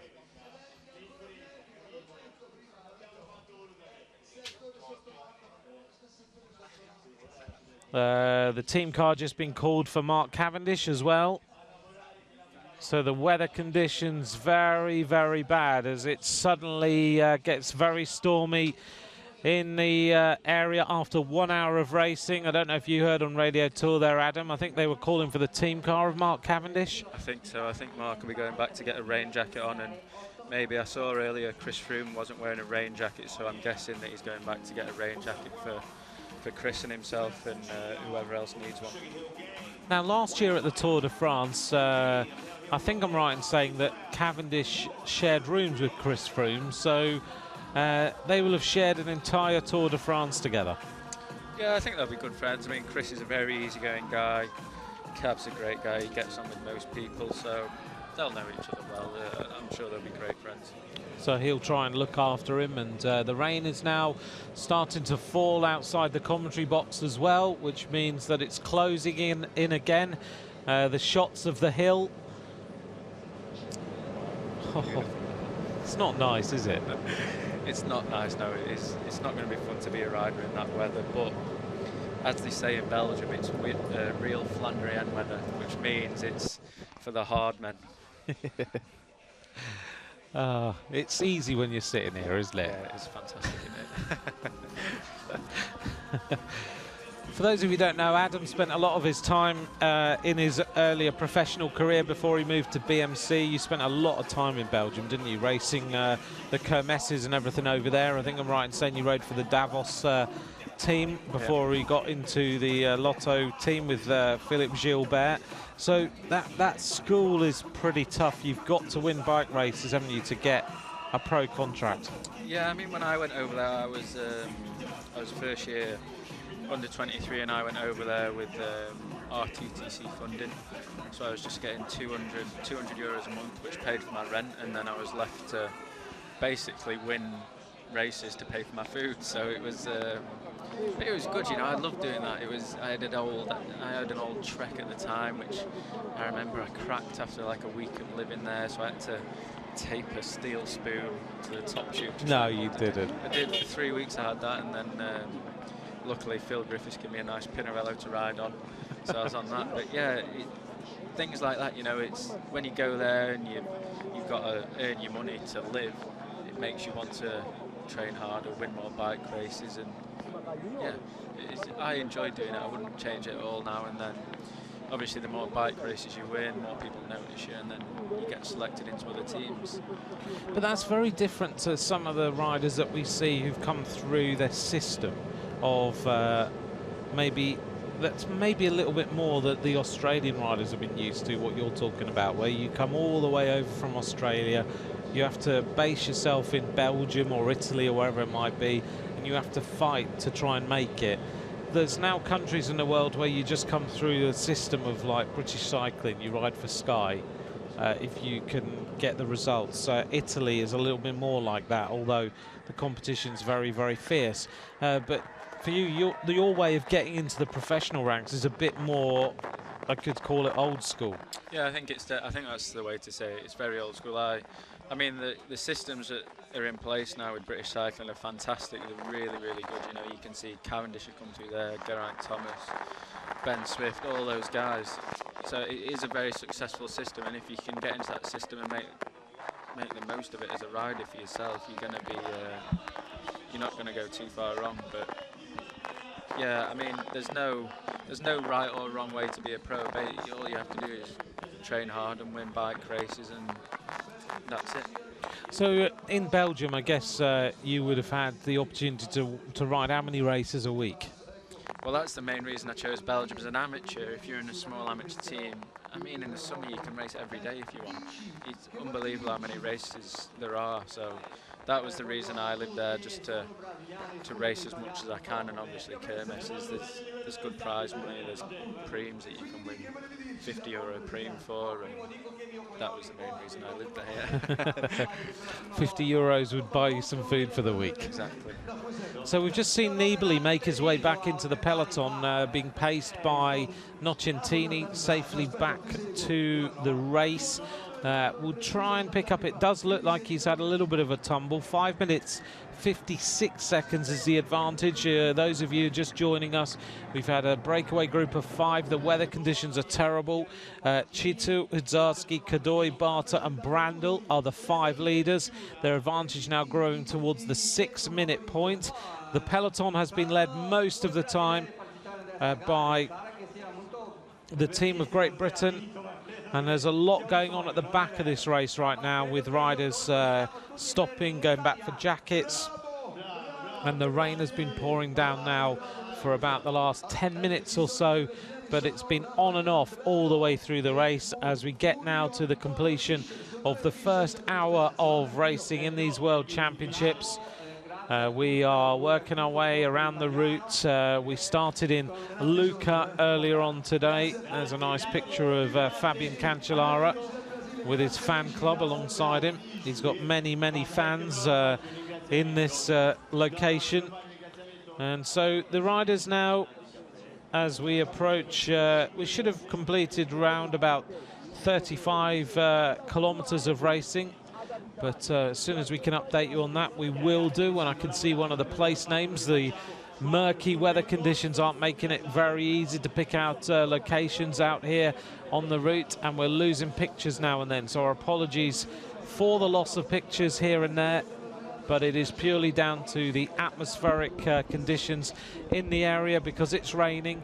The pictures, for those of you who don't know how we get the pictures to your screens, well, basically the motorbikes that are down there have their links on them, which links them to the helicopters. The helicopters will have what we call microwave links. We also have a plane up, which also takes the links. The link is taken from the motorbike to either the helicopter or the plane. It's then from there taken back into fire it down to the outside broadcast truck. There the director will decide on the pictures and what you actually see. If he's got a picture like he has now, he'll make sure that's on the screen, and he will then make sure that that picture is nice and clear and sharp if possible. And if there's no picture, he'll go to something like this, like graphic. Then those pictures are fired up to a satellite, and from there they then get to you sitting at home wherever you are watching, whether you're watching on television or you're choosing to watch on the internet. It all works the same way. The pictures then taken off that satellite to all the broadcasters around the world. And where Adam and I are sitting right now, there are alongside us the Norwegian television, Dutch. Along from us is French television. Jerome Pino is commentating for French television today, and many other ex-pros and current professionals around the race as well, keeping everyone entertained with what's going on in the race, and currently talking about nothing to do with the race and looking at pictures on a hill and just thinking about who might win the race at the end of the 270 kilometers as everyone tries to cross the road. The umbrellas are out and everyone trying to keep nice and dry, which over the next few hours is probably going to get more and more difficult, but everyone's clad against the weather. So we haven't seen some pictures for a little while. 5 riders on the attack. Don't forget you can join us on Twitter, hashtag Toscana 2013. Adam Blythe's Twitter feed is at Adam Blythe 89. Correct. Off the top of my head. Mine is at Ant McCrossan if you want to join me and Adam today. We'll maybe get the chance to answer some tweets during the day, you never know. And then we'll if we don't, we'll answer them later on today. Back with a breakaway then. 5 riders on the attack. It's the Czech rider who is at the back of the string. in the blue, white and red. And many nations represented in this breakaway group. Austria, the Czech Republic, we've got the Venezuelan rider in here, we've got Tunisian, and we've got an Austrian. So 5 nations represented as the helicopter manages to pick out the peloton. Pretty murky down there, very, very grey indeed. Everyone's got their rain jackets on now. 6 minutes now, the advantage on Radio Tour, we're hearing. As the weather gets just a little bit better, the Tunisian rider at the front, number 197, he was one of the first riders to go on the move, Rafa Chitu of Tunisia, followed by number 155, and that is Yonda Godoy of Venezuela. Also in here, Matthias Brandl from Austria in the white, red and black, sitting second wheel from the back of the group. And this 5-rider breakaway working very, very nicely together. The pace is pretty fast, and they're now going through an area of much better weather, but as you can see, some pretty dirty black clouds in the background, so more rain promised as the riders just try and peer through the murk. There's some little gaps here and there, and I'm wondering whether another rider has fallen. That's always a signal with the gaps in the peloton that riders aren't feeling too happy out there on the road. You can see the rain dropping down on these riders. One long string and a few gaps starting to open.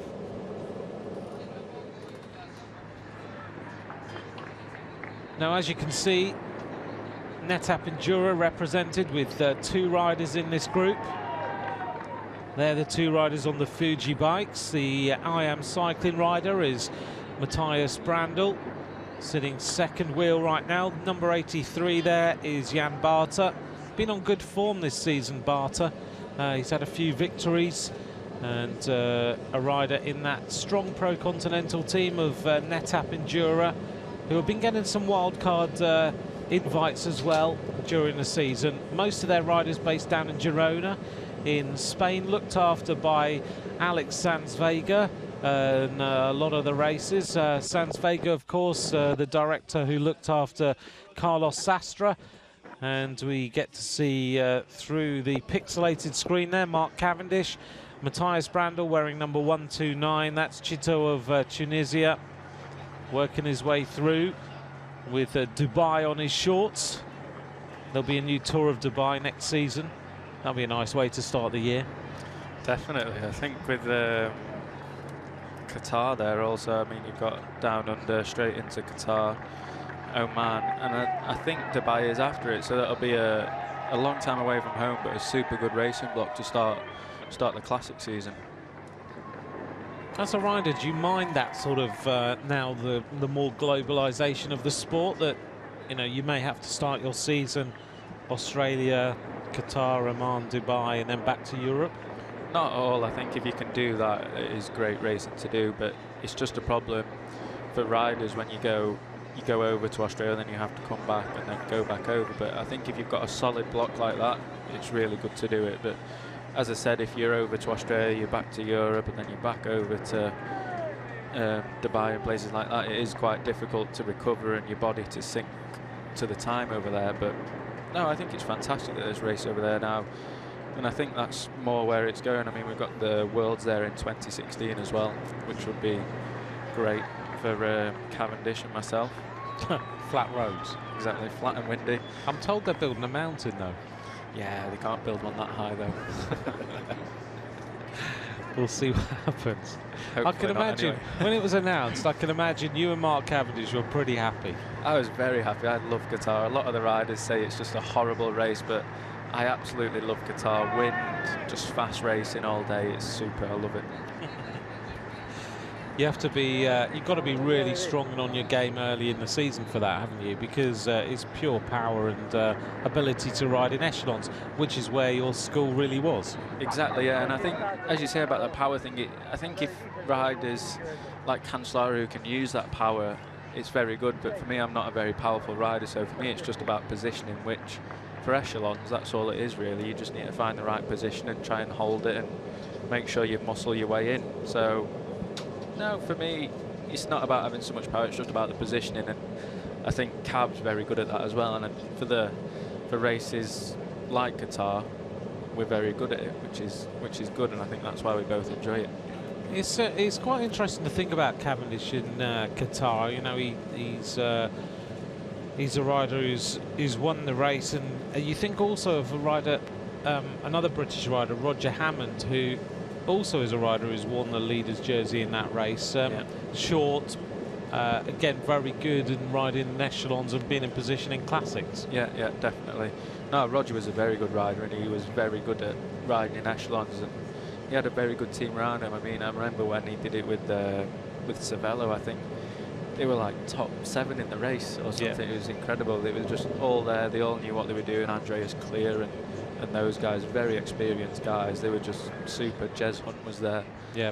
So it is also about your team, but no, if you know what you're doing and you know where to position yourself in an echelon, you can't go wrong. I saw Jez Hunt this morning at breakfast. Oh yeah? I did, yeah. He was sitting at the table and I said, "Are you coming out?" And he said, "It's raining." Yeah, typical Jez. I think he's the DS for Azerbaijan. He is. He looks after the Azerbaijan team. Jez Hunt, who retired from Team Sky at the end of last season, and today, as far as he's concerned, he doesn't have really any interest in the race, so he's enjoying a day around Florence. I'm sure, knowing Jez, he'll be out watching the race later on today, and he'll see the conclusion of the World Championships. A rider, of course, who helped Mark Cavendish in Copenhagen win the title. 4 leaders now. Yeah, we just saw one of the riders there just falling off the back. I'm not sure what he's doing. If he's looking to get a bottle or something, I'm not sure. 6 minutes and 49 seconds now, the advantage for the 4 leaders, being led by the Polish rider at the front, who is just tapping out a rhythm, and that Polish rider is Bartosz Kuzarski, wearing number 100. The Venezuelan rider makes his way through, and that is Yonder Godoy. Sets the tempo. This gap is going to go up to around about 7 minutes shortly. Here comes the Tunisian rider, who's going to make his way back to the leaders. So any moment now, we'll be back to 5 leaders on the road, and they'll continue with the tempo. Looking back here at the hill again, everyone's been painting overnight. This road was nice and clear and totally surfaced. No writing on the road a couple of days ago. Now it's absolutely covered. All the nations coming out for the World Championships. 6 minutes 54 seconds then. The advantage for the 5 leaders on the peloton. Nothing too much is really happening out on the road. The tempo is just being maintained.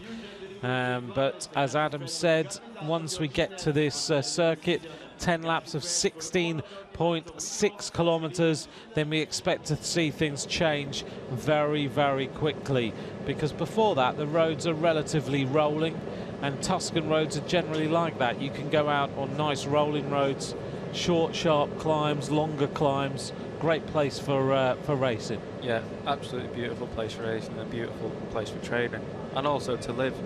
It's absolutely beautiful around here. You've got good wine, good olive oil, so good cheese. What more could you want? Exactly, everything you need in life. Absolutely. Well, I think over the last week, everyone who's been here has been saying that it is one of the best World Championships they've ever been to. I think it comes down a lot to the food. Definitely, food and coffee. Yeah, exactly. Yeah. Lots of espresso. Speaking of espressos, I'm sure that's what Jez Hunt will be drinking, about 60 of this morning. He should have delivered us some. He should have, actually, yeah. Yeah, exactly.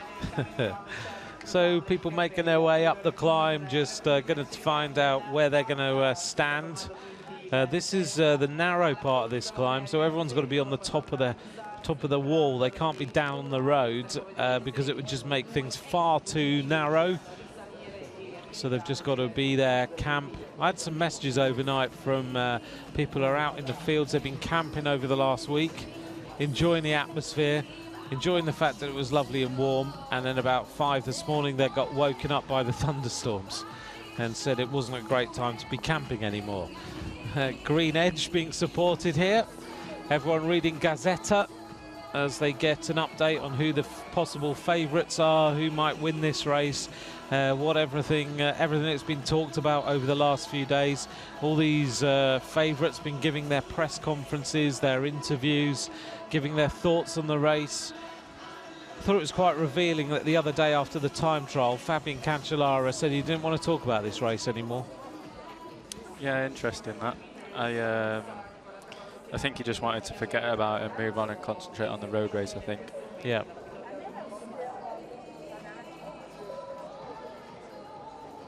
So the fans just wandering around. There is a lot of people in this area who have come out to look at the World Championships.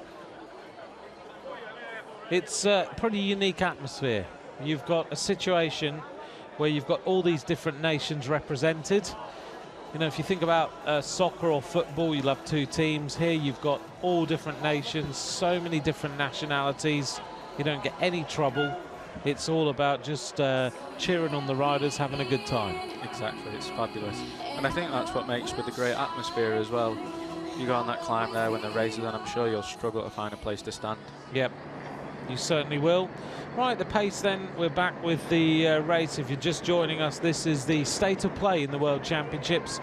It is all about this 5-rider breakaway. Huzarski leading for Poland, Bartosz Huzarski in the red and white. Here is Wiggins. He's now got his rain jacket on. Wiggins having a little bit of lunch or a late morning snack at 11 Italian time. He's certainly got his rain jacket on. He's clad against the wet and the cold. Well, it's not too cold, it's pretty okay. Cavendish still sitting on the front, setting a tempo, and he's been there all day so far, and they're not far from his where he lives. No, not at all, very close. 155 on the front now, the Venezuelan rider.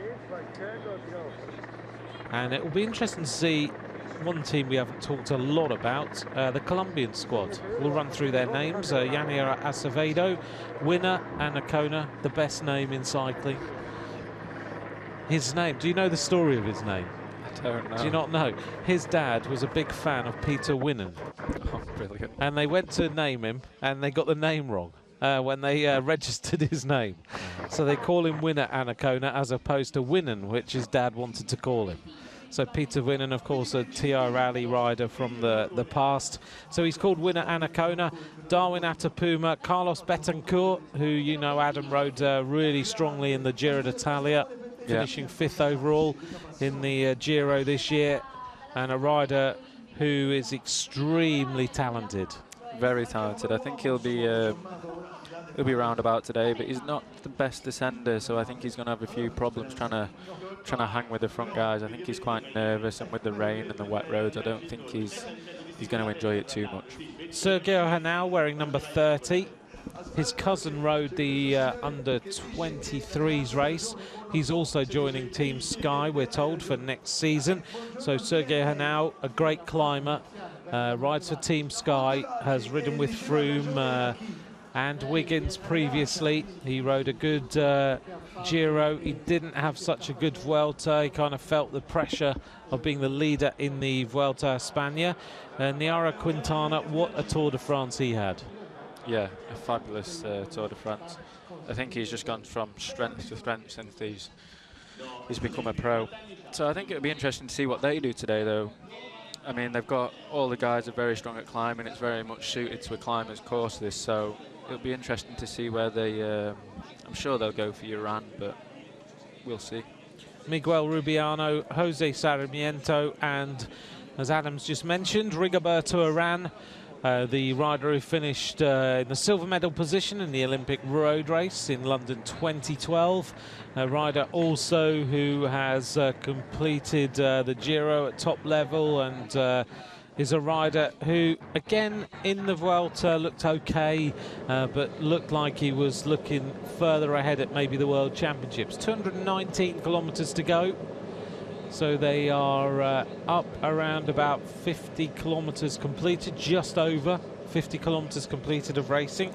We've been racing now from about an hour and 25 minutes of racing covered.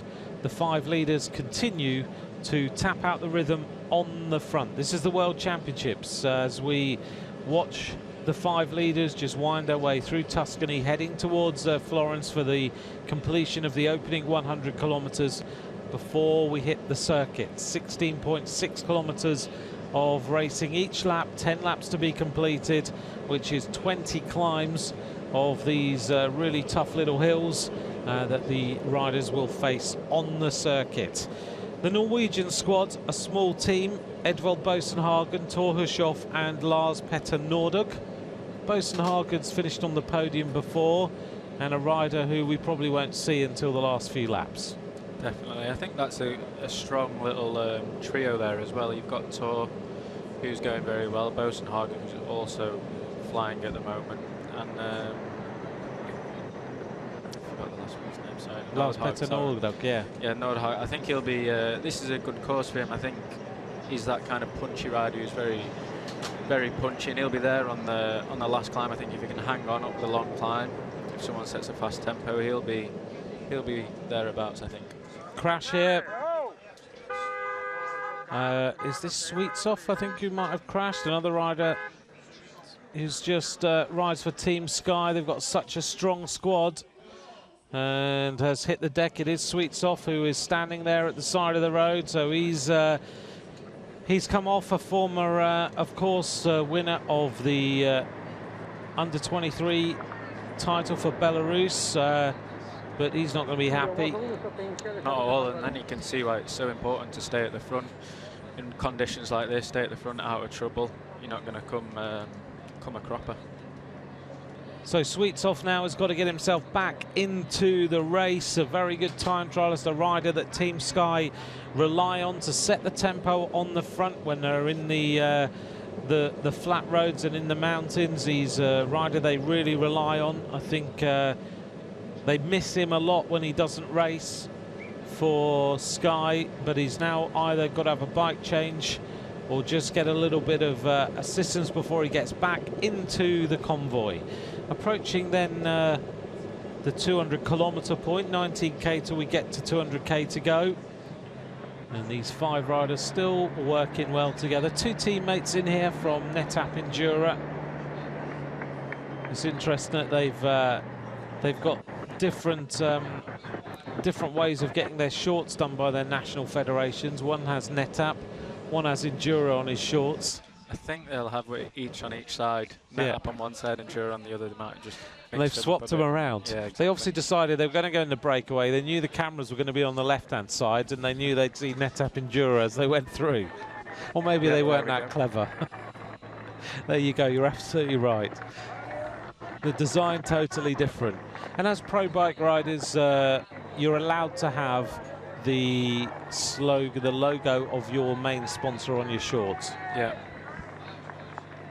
We see a lot of guys there with the rain jackets on from the trade teams as well. Yeah, because I guess you join your nation, all you're given is the kit to wear for the day. Yeah, you get your kit, you might get a rain jacket or a gilet, but in conditions like this where it's cold and raining, you're not always going to have all the stuff you need. So I think they're going to have to use the kit they use normally.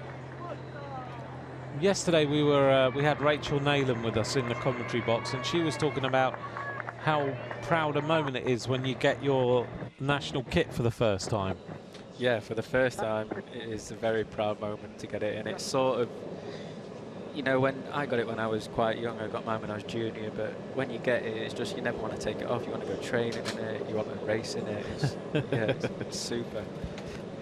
Yeah, you just want to ride around. Yeah, basically, yeah. Show everyone you've been selected for Great Britain or Australia or whatever other nation it might be. Exactly. So as we look down then on the breakaway group, the gap is around about 7 minutes, so it's not changing too much at all.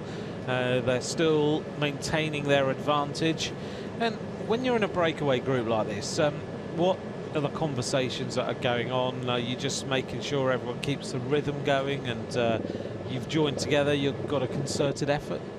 Basically, I don't think there's much conversation going to be had. Everyone's just riding along, trying to keep a good tempo up. They've obviously they know what's going on behind. But I think they're just settled in now for the next sort of 2 or 3 hours into riding at a good tempo. I don't think they want to be going too hard. It's a long race. Obviously, they don't want to give too much too soon, because they're going to get caught out later on. So they're into the little town of San Baronto, which is after around about 58 kilometers of racing. So they are getting closer to Florence, where we will see many more people out by the side of the road. We've got around about 40 kilometers until they hit the line for the first time, and the pace being set by the Venezuelan at the front. It's a little bit looks like he's looking down at his bike.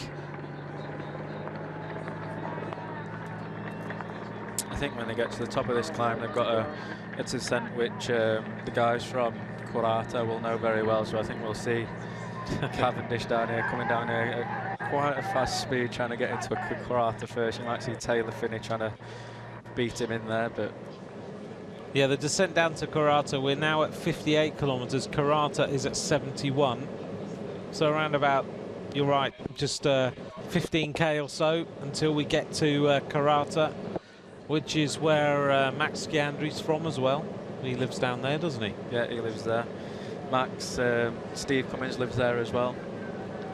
Cav's down there. There's loads of guys down there. There's Larry Warbass from America. He lives there. There's plenty of guys down there. I'm sure will be out on the side of the road watching today. It's interesting to see where all the different pros have kind of based themselves around the world. You've got Girona, which is a massive hotbed for the Australians. Yeah. They're all based down there. They all train there, race there. Then you've got the area of Curata, where a lot of the British riders and Americans have decided to base themselves. Girona has that mix, American, British, Australians. Then Monaco and Nice, where you've got riders like yourself and Hushoff and Gilbert and other riders in that area. Why is the location chosen? For the roads and things like that too? Yeah, I went down to the south of France mainly for the roads for training. I used to live in Belgium, but obviously you can't ride up many hills in Belgium. There's not that many to ride up, so yeah, I moved down to Monaco for the training purpose really, and I think that's why a lot of guys have moved down there as well. I think you've got Chris Froome who lives down there. There's a lot of Americans down there from Sky. I know Sky have got a house down there now as well to base the riders in for training camps. So I think it's just a case of the roads for training and the weather. The weather's still sort of 25 degrees down in Nice now, so it's perfect for training. I think Luke Rowe and Stannard, those guys are down there, aren't they, as well? Yeah, they've got an apartment together down in Nice, so I've been out with those guys a couple of times. Geraint Thomas is there as well, so there's a good group of guys down there. I'm sure you can always make a call to someone to go training with. And when you're a pro rider and you then start to train for a season, is it training on your own, in a group, a bit of a mix? What basically happens? Yeah, a bit of a mix, I think. I think in the winter it's very much a small group. You don't want to be with too many riders, but a small group, you go out, do a nice long ride, have a nice coffee. Yeah, just a bit of just fun basically. It's just riding your bike and enjoying it, riding hard. Yeah, it's good. And is it useful to know that when you're out in a group and you've got riders of the calibre of Gilbert and Hushoff and Geraint Thomas and those sort of guys, that you can actually sit there and think, oh, hang on a minute, I need to do a bit more training or less training, or I'm actually good at the moment? Yeah, I think you can get a sort of an idea, but it's very hard to say until you start doing efforts. But it's hard to say until you start racing. I mean, if you're training for the classics or something, it depends on your race program a lot. You can't. I know the Sky guys went up to Lanzarote this year before Milan San Remo and things like that, but it's very hard to judge how you go in training when you're just on a group ride, unless you're doing efforts. But you don't really want to be doing efforts and following someone that's doing an effort and you're just doing the same as them. You know, you want to leave them to it and give them the piece to get on with their effort. Well, these three guys have arrived. Very Belgian. Yep. We're going to get this all day now. It's fantastic, isn't it? They're getting a round of applause as they arrive. They've got their drum with them as well, so it's going to get pretty noisy on this climb. The World Championships are just fantastic. It's an incredible atmosphere. Anyone who asks me what bike race should I go and see, I don't know about you, but I say, well, the Tour de France is fantastic. The Giro's fantastic. But if you're looking for one day of racing, there's a few races you should watch. One of them is Tour of Flanders, and the other one is for definite come here. Yeah, for sure. I think with the Worlds as well, it's laps. So you're going to see a lot of racing. It's not just the Tour de France. If you pick the wrong day, you get 20, 30 seconds of racing and that's it. You're done for the day. But here you're going to get a good 3 hours of racing, which you're going to see. I'm sure they've got big screens up on the hill up here, which you'll be able to watch the racing. But no, definitely Tour of Flanders. They've got a few laps around there.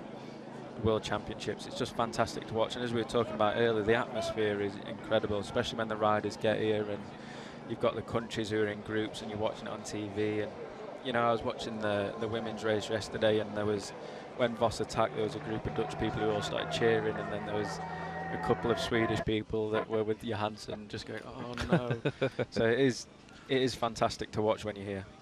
Yeah, and there's all the banners out and flags out. We just saw Visconti's fan club banner there on that corner. You've got the fans of Cancellara. We've got fan clubs here in our hotel. Ellen van Dijk's fan club is staying.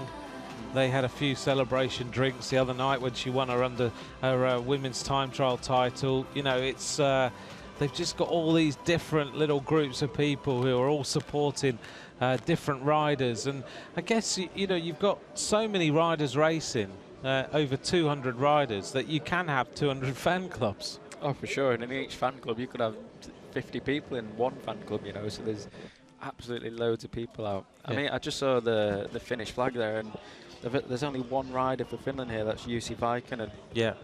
And it's just these people have come out and to see him and to support him, and they've got a big flag there. And for him, when he spots that flag, it's going to be an extra little boost. It'll be nice for him, you know. Yeah, absolutely. Well, Jussi Vaikkonen, of course, a very talented rider, has been a national champion of Finland, and you know, here we go. We'll pick a few more out. We're losing pictures. We apologise for that. It's all to do with the weather. The weather conditions aren't great. We know in the finishing circuit, the links are done slightly differently, so they are more stable. Out on the road, it's a little bit more difficult. That's Scarponi's fan club there. They'll be cheering on the Italians. Swiss and Spanish flags there. Cancellara's fan club are both sides of the road in this area. We generally see a lot of Isle of Man flags for Mark Cavendish. I haven't spotted one yet today, so we need to pick one of those out. Over here on the right-hand side, more Italian flags. The riders cheering on the Czech Republic as they get ready to greet one of their riders who's in the breakaway today. And of course, you have got around the route some of the previous champions will always be at the World Championships as well, and other riders that you pick out and you see that just have to be here at the Worlds. They love the atmosphere. I'm just looking at these barriers on the left-hand side going up there, and those legs don't look good. Just narrowing the road a little. And that's the flat part of the last climb. Yeah. Doesn't look so flat, does it? Doesn't, does it? Not at all. We saw Bjarne Riis this morning. He was doing interviews for Danish television, so he's another resident of Tuscany. He's here. Stephen Roach was here a couple of days ago with Nicholas, who is in the field as well. Just thinking about the Irish team. They're a small team, 4 riders. We've seen Sam Bennett earlier on. We've talked about Matt Bramier, but Ireland, a realistic chance with Nico Roach or Dan Martin? I think so, yeah. I mean, Nicholas was flying in the Vuelta. He was really going good, and he found his legs, and it was great to see. And Dan, we all know he won the age this year. So I think they can, them two, they don't have to do anything. They don't have to put any guys on the front. They've just basically got to play the waiting game, you know. They just have to sit back and, yeah, just wait for the right move and try and follow it, and then that's it, really. As long as they can follow that right move, they'll be in with a shout. These guys, surprisingly, or not surprisingly, supporting Philippe Gilbert. Dan Martin I saw at the Tour of Britain just before we came to the Worlds, and he was telling me that when he had that crash in the Vuelta, he didn't sleep for 10 nights. Wow, I bet he was quite tired. Slightly tired. She said he could not sleep. He had a terrible headache after he hit the deck. Must be some world record or something, not sleeping for 10 nights. God. I think that's Dan's exaggeration. What do you think? Definitely, I think 10 nights is a long time not to be sleeping for. So he was pretty tired at the Tour of Britain. He made a few efforts. He was looking more energetic than I was most of the time. So these fans waiting, the gap now 7 minutes 38 seconds. Sorry if you just joined us and you're wondering why we don't have any pictures. The reason we don't is that the rain is pouring down. The links from the helicopters are not working too well right now, and so we're just getting some GPS, and we're just getting updated on what is happening out there on the road. Thanks for joining Adam Blythe and I for the World Championships. And we'll be back with the pictures any moment once the helicopter shots are stable. Now Great Britain have decided that they need to put the pace up a little bit, as you specified. We are going to go over the top of the climb, and then they're on the descent to Karata, where many of these guys either have previously lived, or they just want to be near the front because they know this was where the British Academy base was when they were growing up. And the entire team is now at the front, including Geraint Thomas.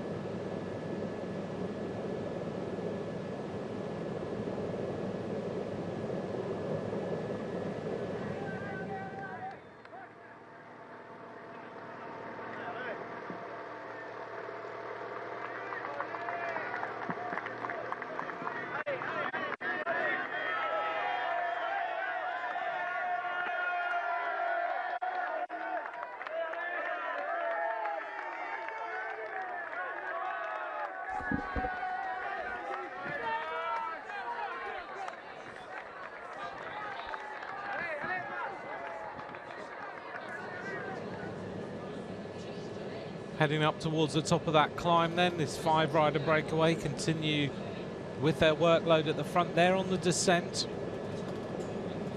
Down towards Karata. And a lot of fans on the top of that little climb there. And cheering on the former world champion, Mark Cavendish, as he leads the riders to the top of the climb. Leading a squad which includes Steve Cummings, Josh Edmondson, Chris Froome, the winner of the Tour de France, Luke Rowe, Ian Stannard, Geraint Thomas, and another former winner of the Tour, Bradley Wiggins. Cavs in a big gear, just turning the gear over, riding strongly on the front.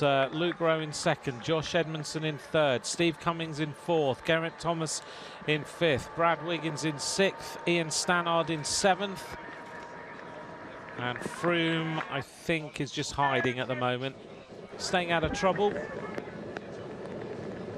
And at the back of the group, the tempo significantly increased with the workload being done by Mark Cavendish on the front.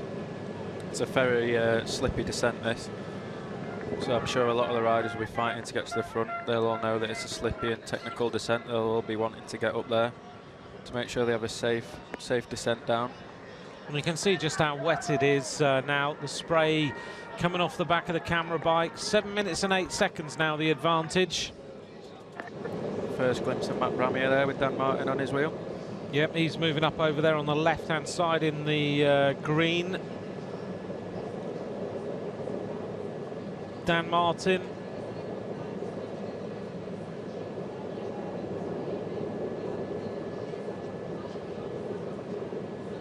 Four riders here at the front. Interesting that Radio Tour at the same time, or 5 riders in the front here. That Radio Tour is also telling all the vehicles to be very careful on this descent as well. It is a tricky one. And now on the front is Luke Rowe, a late arrival in the British team this week. The Welshman who started the Vuelta a España was sick after about 2 weeks, had to go home.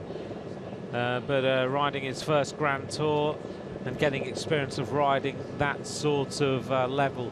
It's very, very different, isn't it, to ride a Grand Tour compared to just riding one-day races. The demands that your body goes through, the constant need for recovery, the efforts you have to put in purely to finish every day.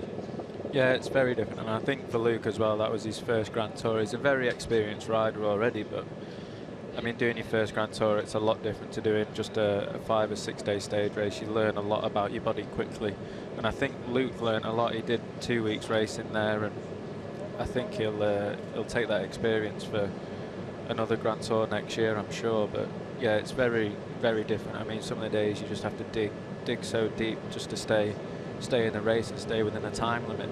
So it does take its toll on you. Some dark moments, I can imagine. Yeah. Very. Yeah.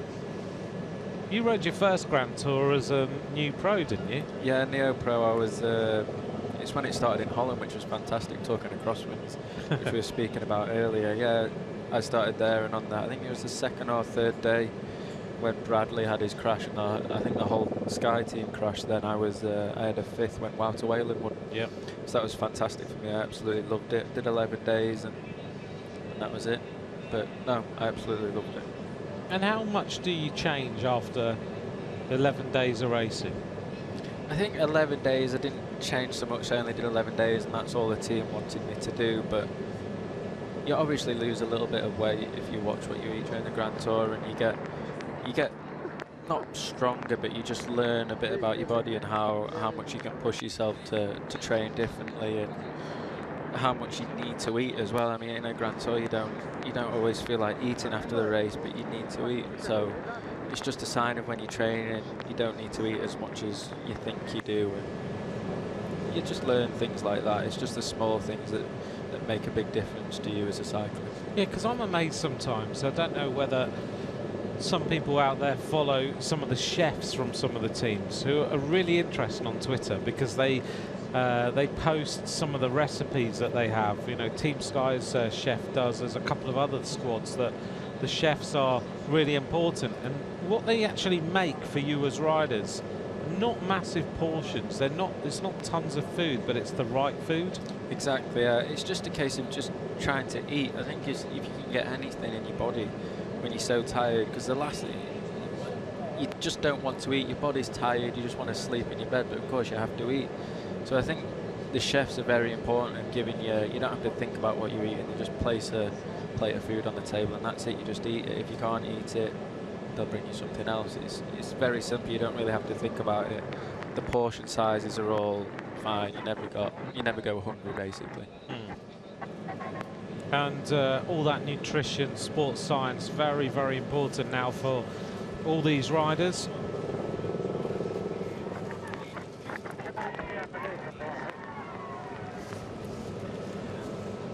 Five riders on the attack if you're just joining us in these World Championships. 270 kilometers of racing today.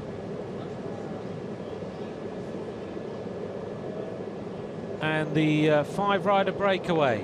Chital, Uzarski, Kadoy, Barta and Brandl are enduring lovely weather conditions. The rain is on and off, the spray is pretty bad. And we have come down the descent.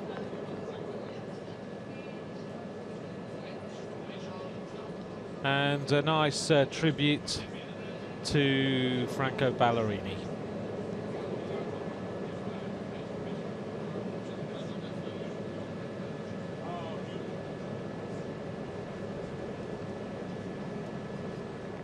Back on the road then with the breakaway. Here we are as they continue to race towards Karata. And their advantage, for those of you just joining us now, is around about 7 minutes. The gap has been maintained. It's still the Great Britain team who are on the front of the peloton, maintaining the rhythm, keeping the pace going. We've talked a lot about many of the squads who could win. We've talked now recently about the Norwegian squad. We've just seen Sweetsoff have a little bit of a crash. He's the Belarusian who is taking part in today's race. He's the only Belarusian who is actually racing. So we don't have Kirienka in here, who rode the time trial the other day. South Africa, I've got 2 riders. Darrell Impey, yellow jersey of the Tour de France. Reinhard Rianti van Rensburg, also racing for South Africa today. They've already won a silver medal in the race with Lewis Meintjes in the under-23s, where Morick raced into the finish in a Graham O'Brien retro style. Time trialling away, taking the victory. Yesterday we saw Adrie van der Poel's son win a gold medal. Other nations who have riders who could figure at the end of this race. We've just talked about Ireland a little bit. 2 other squads I think we should maybe talk a little bit about, Adam. One of them in particular is Denmark. Matti Breschel has finished on the podium in 2 occasions on the World Championships. He was the silver medalist behind Hushoff, and he was a bronze medalist the last time an Italian won this race. It was Balan Cunego and then Matti Breschel in 3rd place. He's had his troubles, but he's always a man over long distances. Yeah, I think so. He's always there in the long races. He's very strong. But I'm not so sure today is a great day for him. I think he's gonna struggle with the climbs. So, but his teammate there is Fuglsang, and I think he'll be quite good today. It's a hard course, it'll suit him, so he's probably the main guy for Team Denmark today. So Fuglsang is one of the riders who actually the other day when we were out going around the course in the car, he was out riding. He was riding alongside our car, having a conversation with Jerome Pino, who was sitting in the back seat. And he looked very, very lean, actually. He looks like he was on good form for this championship. I'm sure he is, and I'm sure he's been focused on it. He did the Vuelta, so I'm sure he'll try to carry his form onto this. One other team that I just want to mention very quickly is maybe a real outsider, but New Zealand have got Sam Bewley, George Bennett, but they've got a rider in here who I think is getting better and better all the time. He rides for Garmin Sharp, and that's one of the best names in the peloton, Jack Bauer. He rode really strongly in the Tour of Britain a couple of weeks ago, a week or so ago, and he's a rider who doesn't mind long distance. Not all. Jack's flying at the moment as well, as you said about Tour of Britain. He was really pushing on and going well there, so it'd be interesting to see how he goes today on that climb. I think it will suit him, a good hard climb for guys with a lot of power, so I think he'll enjoy it today. Right, 2 other big teams that we should just talk about quickly while we just see this breakaway continuing in the pouring rain. We haven't talked about the Spaniards. No, definitely some of the favourites in there today. We've got Valverde, who I think will be the team leader. He can do most things. He's got a fast finish on him. He can climb, and he's a punchy rider as well. 3rd last year, wasn't he, at the top of the Cowberg? Yeah, exactly. So I think he'll be one to watch, and you've got Moreno and Rodriguez in there as well. Yeah, they've got Contador. Castroviejo is a rider they can use on the flat. He's a tiny rider, but he can ride a good time trial. Luis Leon Sanchez also in there, as is Sammy Sanchez, the Olympic champion of Beijing in 2008. So a very, very strong Spanish squad. And then one other team we haven't talked about is the Netherlands, with the motivation of yesterday, where they won 2 gold medals. So gold medals going back to the hotel is always a motivation. Yeah, 100% sure. They're going to be really wanting to do a good ride today. Gessink was flying in Canada, so I'm sure he'll be on good form for today. They've also got Sebastian Langefeld in that team. Bauke Mollema rode well in the Vuelta. Yeah, both of them. I think it's a strong team, and I think with those three riders, Geesing, Mollema and Wiening, they'll be able to do a good job at the finish as long as they ride well as a team together. And the other rider in that squad we just haven't mentioned is Tom Jelte-Slagter. He's a very good climber, short, really punchy rider on the climbs, and he's a rider who likes speed skating. Oh, right. He does, yeah. He goes speed skating in the winter. A lot of Dutch people do that. I know Theo Bos does that. He does? Yeah. I think I'm right in saying that Tom Jelte-Slagter, Theo Bos, and there's one other rider in that sort of group of riders who speed skate all winter. Oh, right. In fact, it might be Lawrence ten Dam, I think. I'll check it. Something to find out. Yeah. Exactly. But there's many riders who come from different sports, different backgrounds. Some of the women riders yesterday, like Carmen Small, used to be a Nordic skier before she turned her attention to bike racing. Rachel Nayland, who was with us yesterday, was a physio, and then she was looking after the Australian rowing team and decided she'd rather win gold medals herself. So a few stories about different riders who do different sports or who've had different pastimes before they've taken up cycling and decided to compete. Brad Wiggins at one point, did you ever read the article where I mean, Brad likes to joke around a little bit, but you kind of half wonder whether he was slightly serious, that he wondered whether it would be possible, because he's seen cyclists come from rowing backgrounds, that like Rebecca Romero, for example, he talked about whether he thought he could go and turn his attention to winning a rowing gold medal. Yeah, probably not. I No. don't think. No, he's too skinny. Definitely not. Those arms are not made for rowing. Definitely 100% not. Right, we're seeing the breakaway group then. Number 155 is on the front. This is Godoy of Venezuela in the blue, white and red. And as Adam has been saying all along, no surprises that Great Britain all on the front. Mark Cavendish heading towards Karata with Geraint Thomas, Luke Rowe, Chris Froome, Brad Wiggins. They're all on the front, but they're actually starting to really motor now. Yeah, they're really picking up the pace now. Luke on the front now, doing a good job with Cav on his wheel. Yeah, they are. I'm surprised they haven't let the gap go out a bit more than they have actually. I think the British will be wanting to push the pace as soon as they get on the circuits, along with the Spanish. I'm surprised that they haven't let the gap go out a bit more, so the climbers such as Steve Cummins and Josh Edmondson there can really push on the climb. No race radios in their ears, though, are there? No.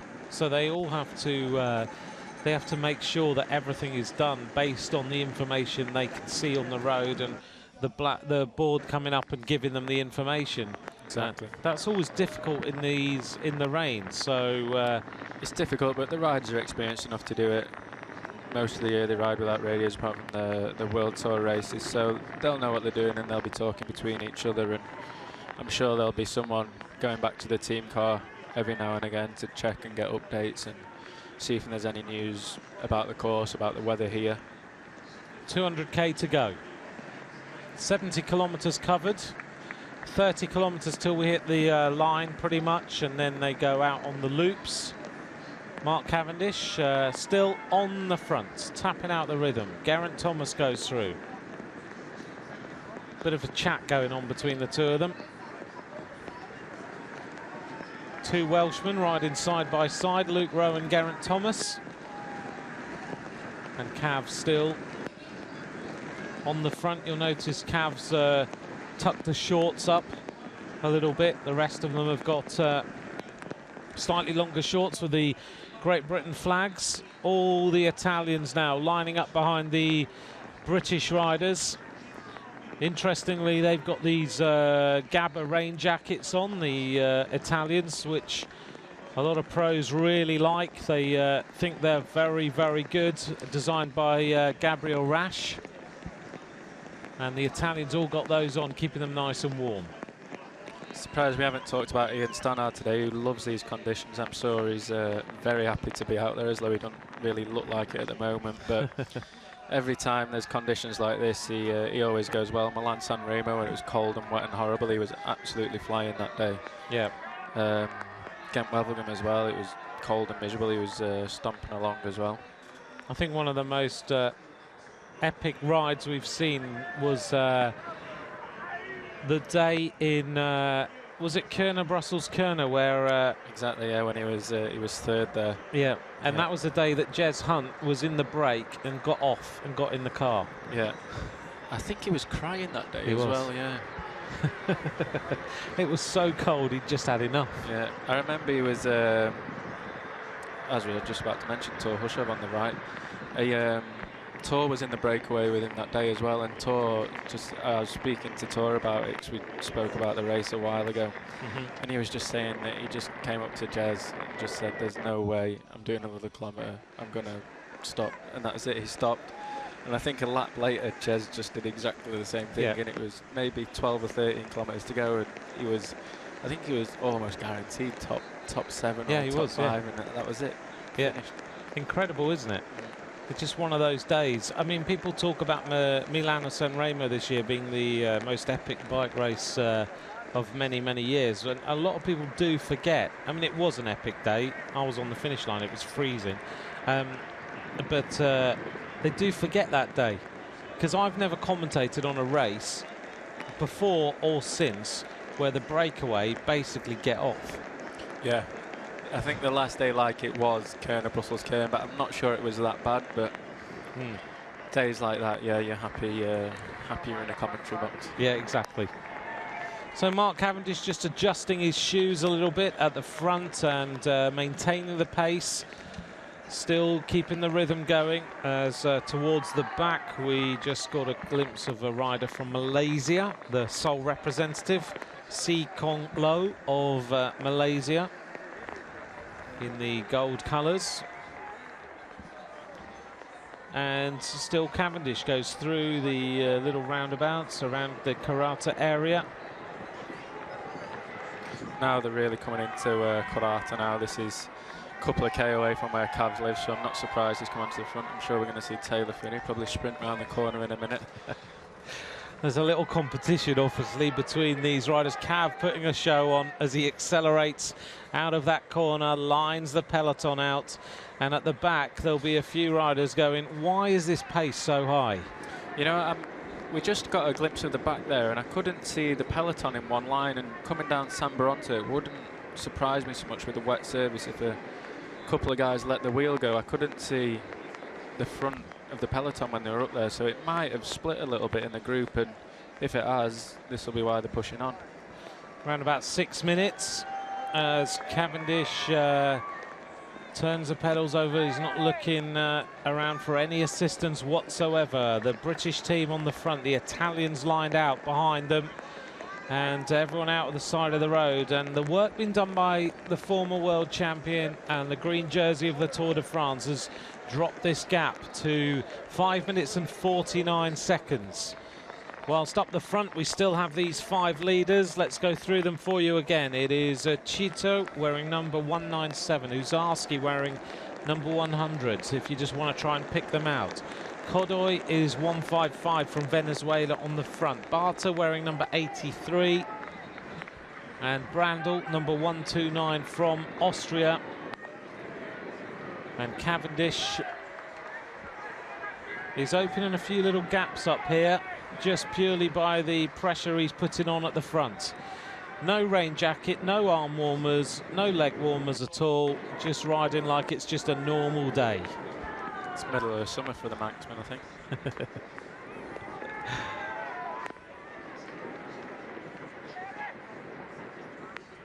I'm just hearing that Wiggins might be at the front of the second group, but I'm not entirely sure. We'll just check on Radio Tour. Luke Rose looking around to see where everybody is. No, Wiggins is up the front. Everyone looks okay. And Cavendish is he's enjoying this. He will be. This is really on his doorstep now. I'm sure he'll see Max Shandry on the side of the road in a minute. Yeah, he's really enjoying this. Just looking down, the little computer on the front of the bike. Finney is now. Luke Rose coming back up to talk to Cavendish. Lots of discussions going on between them, whilst at the back there's a few riders thinking, please slow down. We've got 200k to go. It's in one long line. It's pouring with rain. And why is the pace so high? And the answer is it's the race of the Karata residents. The spray is tremendous in the middle of a peloton like this, isn't it, when you're going this fast on really wet roads? Yeah, it's not good. The rain kind of stopped, but with the spray on the roads, it can just make it almost worse than if it was raining. 194 kilometres to go in the World Road Race Championships. Outside the commentary box, it is brighter than it has been for a little while. I haven't seen... Oh, there's blue sky, Adam. Just one little bit. Let's hope that disappears soon. Get the rain on the way, make this final interesting. There's Tom Dumoulin. He's got a lot of fans by the side of the road, wearing number 43. And still the former green, he's smiling, he's saying hello to a few people at the side of the road. And Luke Rose going, back here we better be a bit careful. 5:45 now on Radio Tour is the advantage. Just having a quick look to make sure everyone is there. Number 180, the Mexican rider at the back, or maybe 186 actually. It's Rangel, Hector Rangel, who is at the back of the group for Mexico. More Dutch riders alongside. And Matthias Brandl of I Am Cycling, the Austrian rider, tapping out the rhythm on the front, still maintaining the advantage a little bit, but dropping with the effect being created by Mark Cavendish on the front of the peloton as he powers along, using that track speed that he's got. Over the last few weeks, Cavendish has turned his attention to not just riding on the road. He actually went to Manchester and rode on the track. He then rode in Ghent. And on one of the days that Cavendish was on the track, I ended up in Manchester in the velodrome and found him riding on the track with other British riders, including Ed Clancy, the Olympic champion. And Cavendish looked very, very strong indeed. Right, back here. This is Amador, the Costa Rican rider, the first ever Costa Rican to win a stage of the Giro d'Italia. Rides for Movistar, a teammate of Alex Dowsett. And he's just having a conversation back at the cars to see what is going on. Takes a bottle. So Movistar will not be riding Pinarellos for 2014. They've yet to announce what bikes they will be riding. It ends a long association with that bike company, as the team in its different guises have always ridden Pinarello bikes. And Cavendish still sitting there. You think about so many of the wins he's had.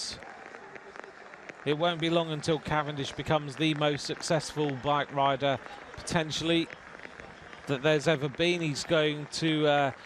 he's racking up the wins, and in what has been, if you think, a relatively short career so far, he's already been world champion. He's won Milano-San Remo. He's taken the green jersey in the Tour de France. He's won many, many stages in the Tour de France. He's the only British rider ever to win the points jersey in every major tour. The Vuelta, the Tour de France, and the Giro d'Italia. He won the red jersey in the Giro this year. And he just ticks off the objectives one by one. The question now is in 2014 whether he will come back and beat Marcel Kittel. Kittel, without doubt, is now looking very, very quick as a sprinter. Still the 5 riders on the front. The spray is pretty bad now. The rain pouring down on their backs. But luckily the weather, as far as temperature's concerned, is not too bad. Now you sprint, Adam, against these riders. How fast are... Actually, this is why the one rider is back in the cars. One of the British riders. This is the Italian rider wearing number 19, Paolini. Sprinter. Talking to the guys in the team car. Paolini's not looking 100% happy here. Visconti Paolini will be a very good rider today to watch, I think. We watched him in the Giro when he took the pink jersey on that hard stage. That was a hard stage, so I think he'll be key rider today. I think for Nibali he's very good at positioning, so to bring him to the front as we enter the circuit and keep him up there down the descent and onto the next climb, I think up until around 2 or 3 laps to go, he'll still be there. Yeah, Paolini very, very strong. 6 minutes 20 seconds now, the advantage we're hearing on Radio Tour for the 5 leaders in the World Championship road race. They're not hanging around. The pace is still pretty rapid out here.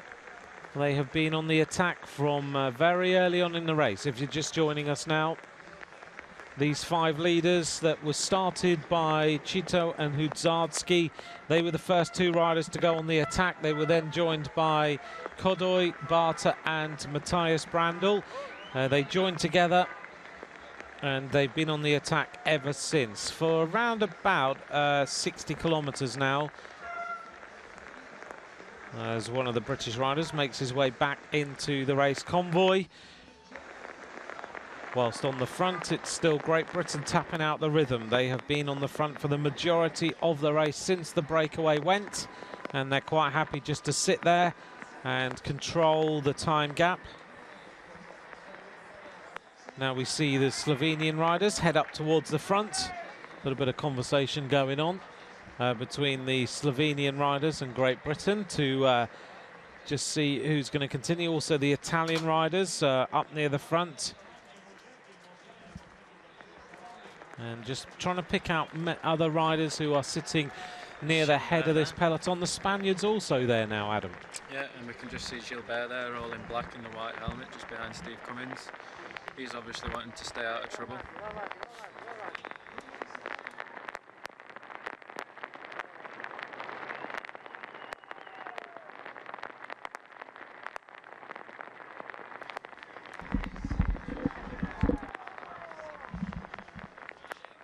So the Czech rider,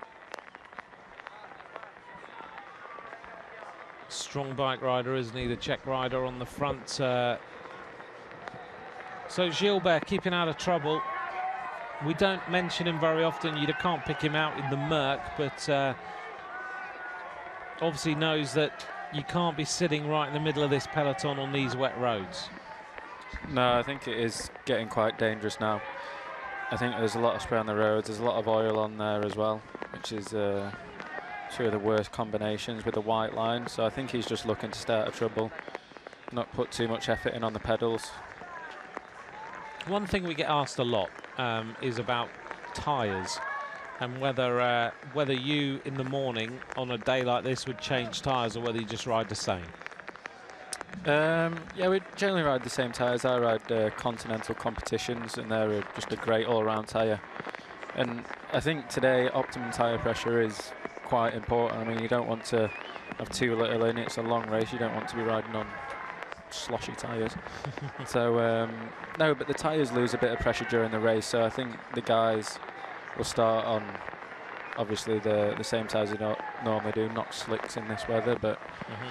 They'll be on just an all-around good tyre, and that you don't really need to change for the rain, really. So do you pump them up to the same pressure you'd put in a hot day or a cold day? I think you can take a little bit out for the start, but there's not so many corners in this, so it depends on the weather. I mean, the sun's coming, well, looks like it's peeking through at the moment, but as I said, you lose a bit of pressure during the race, so you're going to have to get ready for that sort of thing. You know, you don't want to take too much out and then be, when you get to the circuit or on the last couple of laps, for your tyres to be lower than you want them to be. You can't really stop and pump them up quickly. No, you can't really, can you? Yeah, I can't imagine that's ever going to happen, really. That you're going to see any ability to pump tyres up out on the course. Our commentary box is getting very busy. There's many people coming in and out of the areas around Adam and I. It's constant during the World Championships, isn't it? Yeah, there's a lot of guys. I'm trying to recognise some faces, but I don't think there's anyone we know in here at the moment. So the Italians have got David Cassani, as usual, doing their commentary. Jerome Pino is concentrating on the French screen, giving their bit of insight. We've also got the Great Britain BBC have got Chris Boardman looking after their commentary. Lizzie Armistead is also with them. And during the day, we've had various people walking in and out of this commentary box. So if now and then you hear the door bang, it's just because it's extremely busy. So Cavendish continuing with Luke Rowe in second place there. Third place behind them is Josh Edmondson. Steve Cummings over there on the right-hand side. Cummings has had a good... oh, Visconti comes up. Visconti coming up to the front to have a chat to Mark Cavendish. Yeah, I think he's trying to get to one of his other riders on the other side of the group. The easiest way to do that in this weather without cutting through the peloton is just to go to the front, go around them and then slide back. Is that kind of accepted practice then, that you don't try and work your way over a peloton, you come up and go back round? Yeah, I think it's just etiquette. You know, you don't want to just be cutting people up and trying to get in the way, especially when it's like this. You don't want people to be jumping on the brakes and causing a crash, so it's just easier just to go around to the front. Unless you're at the back, it's a long way to go. True. Is there a lot of etiquette still in the peloton, or is it dying back a little bit? It is dying back. Well, I wasn't, having been pro for a short amount of time, but I think it's very different to what it used to be. I mean, when you hear about people like Cipollini racing back in those days, it was a lot different. So one rider I haven't seen around here yet is Cipollini, who lives in Lucca. Yeah, I'm sure he's probably in Lucca watching, I'm sure. He's probably in his local cafe drinking espressos. Yeah, more than likely. We'll probably see him at some point around this race, I'm sure. Quintana then. Getting a chance to see him towards the back of the group. The Italians are constantly back into the team cars. Matty Bush of the USA making his way back into the peloton. The Moldovan rider wearing number 201 is Vetkov. He's making his way back into the group. Matty Heyman, the Team Sky rider. I think we were wrong there before with Nibali. It looked like he had a cut on his leg, but I think it's just the sponsors on his shorts.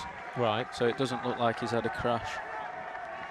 So Nibali is okay. He's obviously just stopped. We did hear on Radio Tour that Santa Amita had crashed. And as they make their way up over this rise at 7:36, Cavendish sprinting at the top. I think he's feeling too good and riding on a lot of morale at the moment. I think the guys are just telling him to slow down a little bit. This is the thing, though, isn't it? He could be on a good day. He could be on a good day, but I think just riding where he is now, he's going to be absolutely loving it, and he's going to be on a high, and he wants to push on and ride. Well, he's a racer; he wants to ride fast. So I think that'll be just it. I think he just wants to push on a little bit. And then when the explosion happens and he gets off, it's going to be loud. I think so. Yeah, I think he'll. I think that's just what he wants to do. He wants to do a good job. He wants to make sure he's satisfied and the team's happy with him today. So that'll be why he's wanting to push on. But the gap now is 7 minutes 35 seconds. If you're just joining us for the World Road Race Championships, we've had lovely warm weather, nice sunshine for a week. And now we are seeing the worst weather conditions we've had. Rainy, wet conditions that the male peloton have raced in a lot this season. I think we've had the 2013 season to be one of those years where we have seen snow in races, very cold days, rainy days in many, many bike races. As now we see Vincenzo Nibali putting his rain jacket on, being helped by the rest of his team. So Nibali back in the cars yet again. He's been here a few times. Getting another rain jacket on by the looks of it. He must be getting cold, which is not surprising in this weather. Well, he said in, do you remember Tirreno Adriatico? He said that he was so cold and he was having to stop and put extra jackets on. Yeah, it was a stage like that in the Giro this year. The stage that, oh, nice shot of Luke Rowe there. The camera needs to move away. As we saw there, Santa Amita had the graze on his legs, so it was him who crashed before. But yeah, the stage in the Giro, which Sant'Ambrogio won, that stage was absolutely horrible. It just started a little bit of drizzle, and as the day went on, people just going back to the car, another jacket after another jacket. And I think I finished that stage with at least 3 or 4 rain jackets on, and I was still absolutely freezing. Really? Oh, it's horrible. One of the worst days I've had on the bike. When you get to the start of the race, you know, we said that outside the commentary box the blue sky was here. I was just about to say the wind's picking up and the grey skies are moving in. Yep, you're quite happy now. It's going to absolutely throw it down with rain again. So before a race, we're getting the chance here to talk about everything that goes on before we really hit the circuit, and then all the action kicks off. In the morning then, as far as a team car is concerned, you have a bag that you put clothing for the day in that you might never use.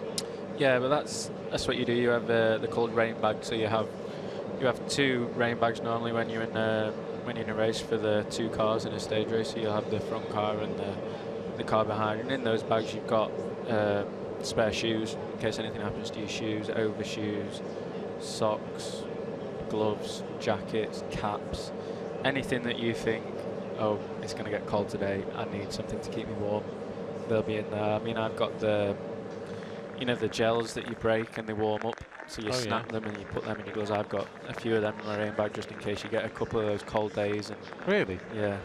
But okay. If your body's cold, it's using energy to keep warm, and obviously that's taking your energy away from pedaling, so you don't want that. Okay. And is that something other pros do, that you have the gels that you break and warm up? I think so. If you look in Manuel Quinziato, the Italian, he is a guy that does not like to be cold. Okay. If you go in his rain bag, there is more clothes than that's in his suitcase, I'm sure. So he has all those little added extras to keep him nice and warm. Exactly. I see all these little tips that you find out that we didn't know. Exactly, there you go. And I mean, I think on a cold day as well, you see all the guys in overshoes. They could have plastic bags, something so simple but just keeps the water out a little bit extra. All helps. Exactly, yeah. And all these tips for those of you who are watching at home and you're thinking you're watching the World Championships, the chance for us to give you a little bit more information, a few more tips about what the racing is all about, and also give you a few little insights here and there. Number 24, this is Vanotti, who normally looks after Nibali. Going back to the team cars now. He's his faithful domestique.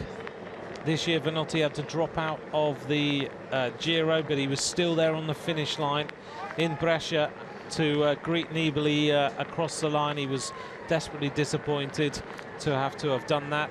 But yeah, in your wet bag, so you've got all your kit. You make sure you look after the body, keep that as warm as possible, and then that way it recovers, and also it can perform at its highest level possible. So you don't have to be, you have to be tough to be a bike rider, but you also have to be clever.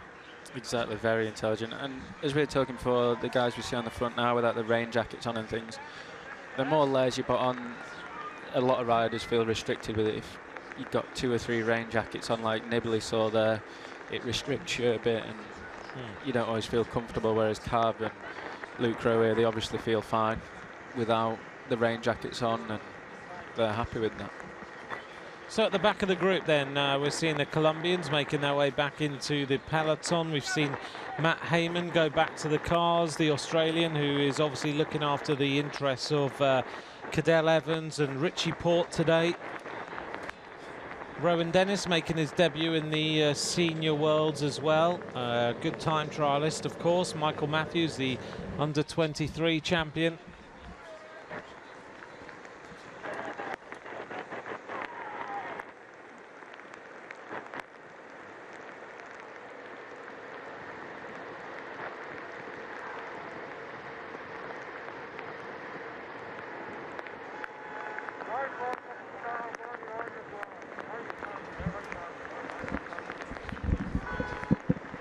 Mark Cavendish still on the front. We've been talking about him for what is now over 2 hours, because he's been on the front the whole time.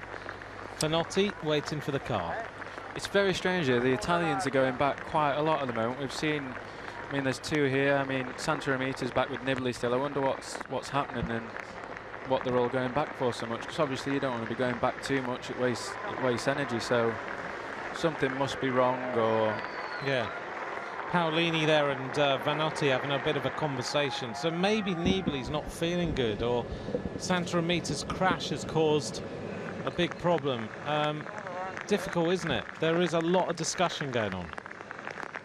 Yeah, they must be discussing something. I'm not sure what they'll be discussing, but there seems to be a lot of riders going back to do maybe the same thing, whereas they only need a couple to do it. It doesn't seem like it's an emergency where they need the whole team back there. So there must be some discussion going on with the director. Yep. The gap still, for those of you wondering what the gap is, it's still hovering around about 6.5 to 7 minutes. Cavendish is not putting in a massive turn. In fact, it's now gone out to 8.5. So 8 minutes 30 is the advantage for the 5 leaders. Chito, Hudzarski, Godoy, Barta and Brandl. These riders riding strongly, been on the attack from... They really joined together properly at around about 14 kilometres. And we are now 2 hours and 2 hours and 25 minutes since we rolled out of Lucca for the start of the race. 12:25 in the afternoon here in Firenze for the World Road Race Championships. Moving up on the left-hand side come more of the Spanish riders. Still Great Britain on the front as we see Matthias Brandl, who interestingly was stretching a little bit a few kilometres ago. 178 kilometres to go, so we're nearly covered the 100 kilometres, heading in towards the conclusion of the first loop. The riders are going to reach that after 106 kilometres, so not far away now for the first passage of the finish line. And then they do 10 laps of this course. More riders moving up on the right-hand side, some jackets being handed out, and looking after the interests of the team leaders. Over there on the left-hand side come Spain, the USA for the first time. We're seeing them at the front. They know that it's an important moment, that you still have to start to get lined up to go into the centre of the city, which, as Adam alongside me said, that presents its own problems. More petrol, more diesel on the road. It's very, very slick. On this finishing circuit, it's not too bad because they haven't had a lot of vehicles on it, only the race vehicles. Aside from that, you're going into the centre of a city, and that always means that you hit the white paint, you have problems. There could be diesel on corners from buses or something else, and therefore you just have to be extremely careful, which is why Great Britain are riding on the front. One rider we've not seen, well, two of them we've not seen at all today, is Cancellara and Sagan at the moment. They must be hiding in the peloton, trying to stay out of trouble. Yeah, they're two riders that you could easily pick out, can't you? Their styles are so easy to just notice, but yeah, you're right, we haven't seen any sight or sound of Sagan or Cancellara, two riders who are named as possible winners today. In fact, Cancellara is the favourite to win as Cavendish goes through this corner. He's such a good bike handler, isn't he? He's very good, yeah. He's one of the best out there. He knows what he's doing. And as we said, now you're coming into these cities, you're coming out the roundabouts. Cavendish, he knows, he's experienced, he's pushing on out the corners there, which will mean the guys at the back have got to sprint quite hard. So he's very intelligent in doing that. He's making the riders who are at the back, if Nibali's still there, he's got to put a bit more effort in than Wiggins has to at the front, and Chris Froome. Yeah, and you just got to make sure that, you know, all these little jumps now hurt the legs later when you've got to go with accelerations, and you can see he's causing big problems. There's exactly, a few gaps. Especially with the rain, you have to slow down more, and as you can see, there's more riders getting up towards the front, and just as we speak of Cancellara, we see him here at the back. It's always the same. You mentioned you haven't seen him, and then suddenly that's it, the camera finds him. But again, not the place to be as Cancellara goes back for another rain jacket. So he's going to take one jacket off quickly. Or is he going to put another one on? I think he'll be putting another one on, a thicker one on, a dry one. Cancellara changing clothing now. Maybe the other one has got so wet it's starting to leak a little bit, so he's putting another jacket on to get himself nice and warm. Special paint job on the bike there for the World Championships. Yep. Nicely picked out. We're seeing 155 now go on the attack. Godoy of Venezuela getting a bit more motivated as he just opens up a little bit of an advantage on the 4 riders that he's been riding with all the way through. Just to give you an idea that the finishing straight is a tailwind. The wind direction has now turned round totally. Over the last few days it has either been non-existent or it has been blowing towards the commentary box, but right now, as Adam's just looked at me and gone, it's freezing in here, the wind direction has turned round and it's now blowing firmly up the finishing straight as the leaders now head in towards the centre of the city. 9 minutes and 2 seconds the advantage for the 5 leaders, the biggest advantage they have had so far since they went on the attack. At around about 14 kilometres is where they came together as a group, and we're now onto the banks of the river as we head into a very rainy Florence. I think we'll see an increase in speed now from the peloton as we get closer into Florence. All the teams will be trying to come to the front to make sure they stay out of trouble. They've got a few small cobble sections coming up, so I'm sure the pace will pick up as more teams try to come towards the front and get ready to enter Florence. Maybe in that one area when you go in through the Duomo, where you've got the little narrow streets and everyone's been out and about, that's going to be a bit treacherous. You can see how bad the rain is now. Look at that.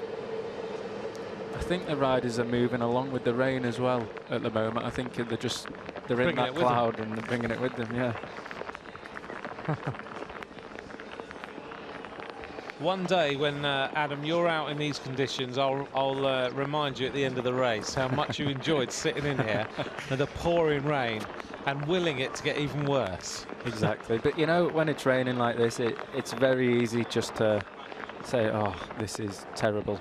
But if you have a positive head on you now and you're thinking, there's 70% of the peloton thinking, oh, you're already at an advantage. So I'm sure there's a lot of guys in that peloton thinking, I need to stay positive now, otherwise if you lose it mentally in this race with 100, if you keep saying, oh, I've got 160k to go still, you're going to be in trouble. Yeah, and also I guess, you know, the end of a long season, riders like you've been racing since January, February time, you've got very little fat on you now, and it's very easy for the body to just go and react totally differently. Yeah, and it's a lot easier for the body to get colder than it is warmer. So once you, as we see Cancellara going back for another jacket earlier, it's a lot easier to be colder, to get colder than it is to get warmer. So very important to stay warm. Matt Bramier trying to stay at the front to keep Dan Martin out of trouble now as we come into Florence. We've got 2 Irish riders, I think they're 1 on each side there, which is not good. Matt Bramier, who rides for the Champion System team. He's a former teammate, of course, of Cavendish. 173 kilometres of racing now to go in the World Championships. 5 riders are on the attack. They have been from early on in the race. It is Chito, Hudzarski, Godoy, Barta and Brandl. They're the riders who are in the move. It's pretty much certain they won't figure in the racing later on today. This is all about getting noticed, being up the road, just setting the tempo, because once we get to the real business end of things, or as Rachel termed it yesterday, the pointy end of the race, then things will really start to kick off. They will go through the line with 106 kilometres covered, which will be 165 kilometres from the finish. So we're 8 kilometres now from the line, and then we will see the riders move onto the loops of 16.6 kilometers. The fans who've been waiting for them for a long time will be able to now cheer these riders on as we go back onto the banks of the Arno River. And over in the distance is the Ponte Vecchio, just in front of us there, through the Merc, one of the main focal points of Florence, and the Duomo, which is over to the left-hand side. Now we're seeing the leaders heading in towards the centre of the city. And as you can see, a bit of the barriers and hoarding being blown down here, so the wind in a couple of areas probably just a little bit gusty, although in the finishing straight it's calmed down again now.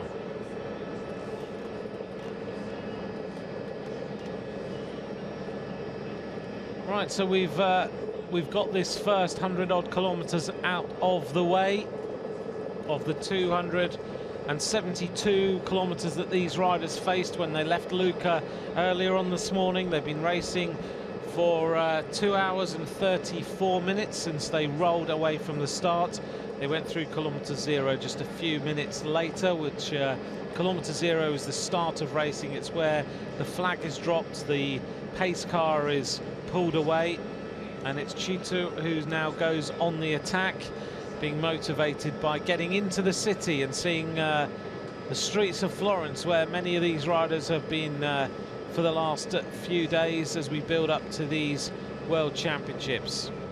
We can see how tight the roads are here and how slow they're going around the corners, and for the peloton around here, if you're not at the front now, it's gonna be a lot of hard work to get to the front on the climb, because the long climb really on this course is the only place you can move up. So it's going to be a mess, I think, coming into this into Florence now, especially with the small cobbles here. So we're into the centre, past the famous Duomo in the centre of Florence, going past the cafes and restaurants where the tourists have been hanging out over the last few days, onto this more slabbed area, which in the rain is pretty treacherous. And Cito is the rider on the front in the red and white from Tunisia. It's the Venezuelan in second place. In third place is Matthias Brandl, followed by the next rider in the group just behind him in the Czech Republic kit, and the last rider at the back is from Poland. These different nationalities in the leading group now. Hudzarski is the Polish rider, sitting on the back of the string of 5. The peloton we haven't seen for a little while, but I'm sure we'll pick them up, and you've got to be very careful now to be riding near the front, because once you go through this small technical section, you swoop down onto the river and then you head in towards the finishing area. So the leaders, as you can see, they go along here, turn right, go down to the river again, turn left, and then it's along the river, a slight turn into the finishing area before you head onto the climb for the first time. The soigneurs will all be on the initial slopes of the first hill, where you can hand bottles and musettes out. And still it is Great Britain on the front of the peloton, maintaining the pacemaking. As Adam has said, Ireland up now towards the front. Over on the left-hand side, the Spaniards, the Italians are also been going back and forward to the cars. We still don't know if there is a bit of a problem or whether they're just feeling a bit animated and need to go back and have the odd conversation here or there and make sure that they...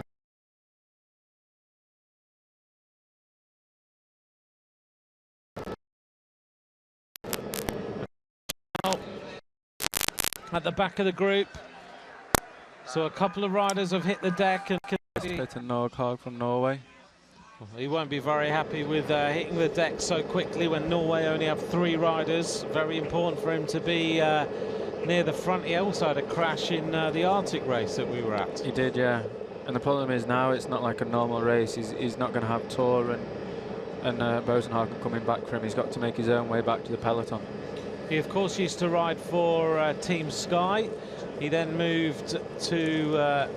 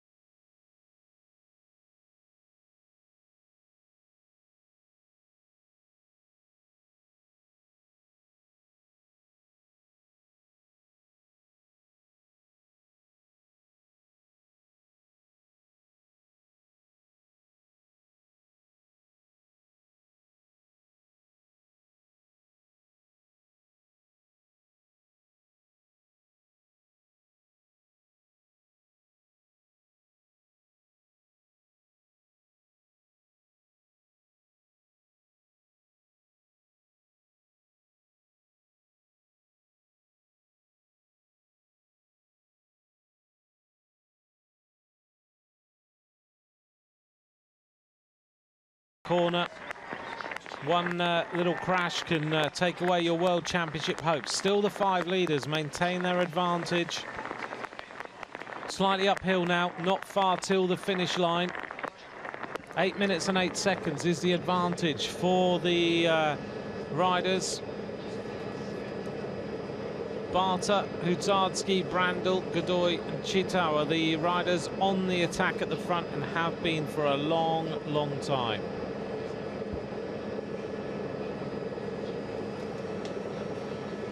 Brandl setting the pace. So far we have had no retirements that we're aware of from this World Championship. The place is going to be to retire is on this lap, because you're constantly going past the Soigneurs cabins. It's mentally quite difficult. Yeah, as we talked about before, I mean, if you're not looking forward to riding in the rain and you're counting down the kilometres, it's almost too easy to get off. You just, every lap you pass in the team bus where there's nice warm showers and some food waiting for you, it can be, yeah, if you're not motivated, it can be almost too easy just to jump back in the team bus. Yeah, the big team buses are parked at around about 200 metres to go on the left-hand side of the road.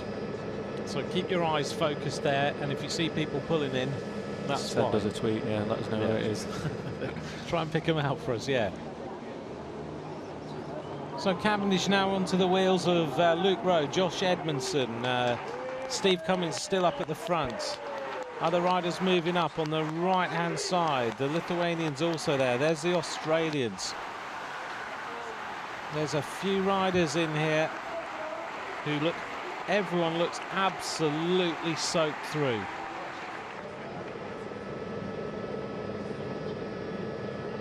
Just saw a glimpse of the New Zealand rider, Jack Bauer, who's shifting up on the outside of the peloton in the all-black kit. And the Venezuelan rider is kicking on a little bit up these climbs. And he's starting to go it alone a little bit, wearing number 155. That is Yonder Godoy. Accelerating, leaving a few riders behind. There's only 4 leaders now. And Godoy is keen to try and split this up a little bit if he possibly can. Pushing on, working well up this little rise. He wants to get to the finish line first. Whilst behind him, it's a Great Britain team time trial, all on the front. Geraint Thomas has got rid of his rain jacket now. Ready for racing. For the first time, I can see Chris Froome at the front. Pick him out a bit more easily. He's sitting at the back of the Great Britain string. Bradley Wiggins just gone through shot, I think, there. And we managed to get a glimpse there of one of the Australian riders up towards the front, Simon Clark.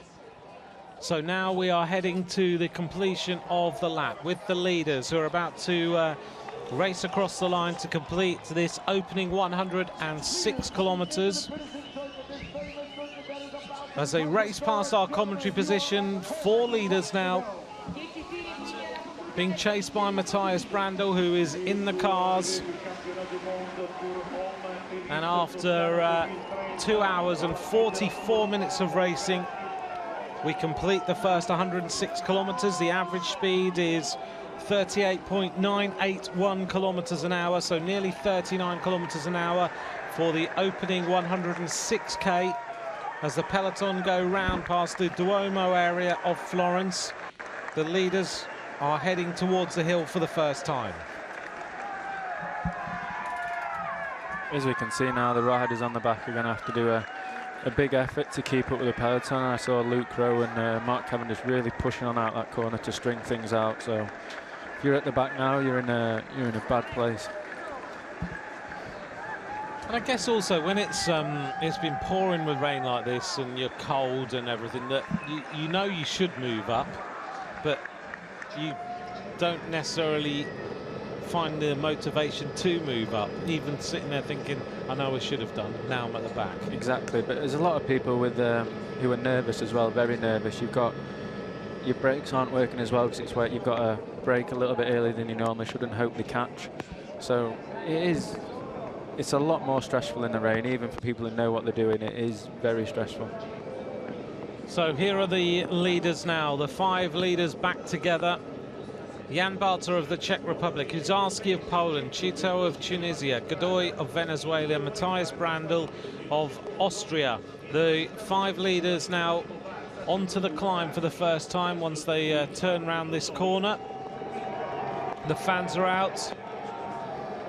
They are under their umbrellas. The road's like glass. They are, aren't they?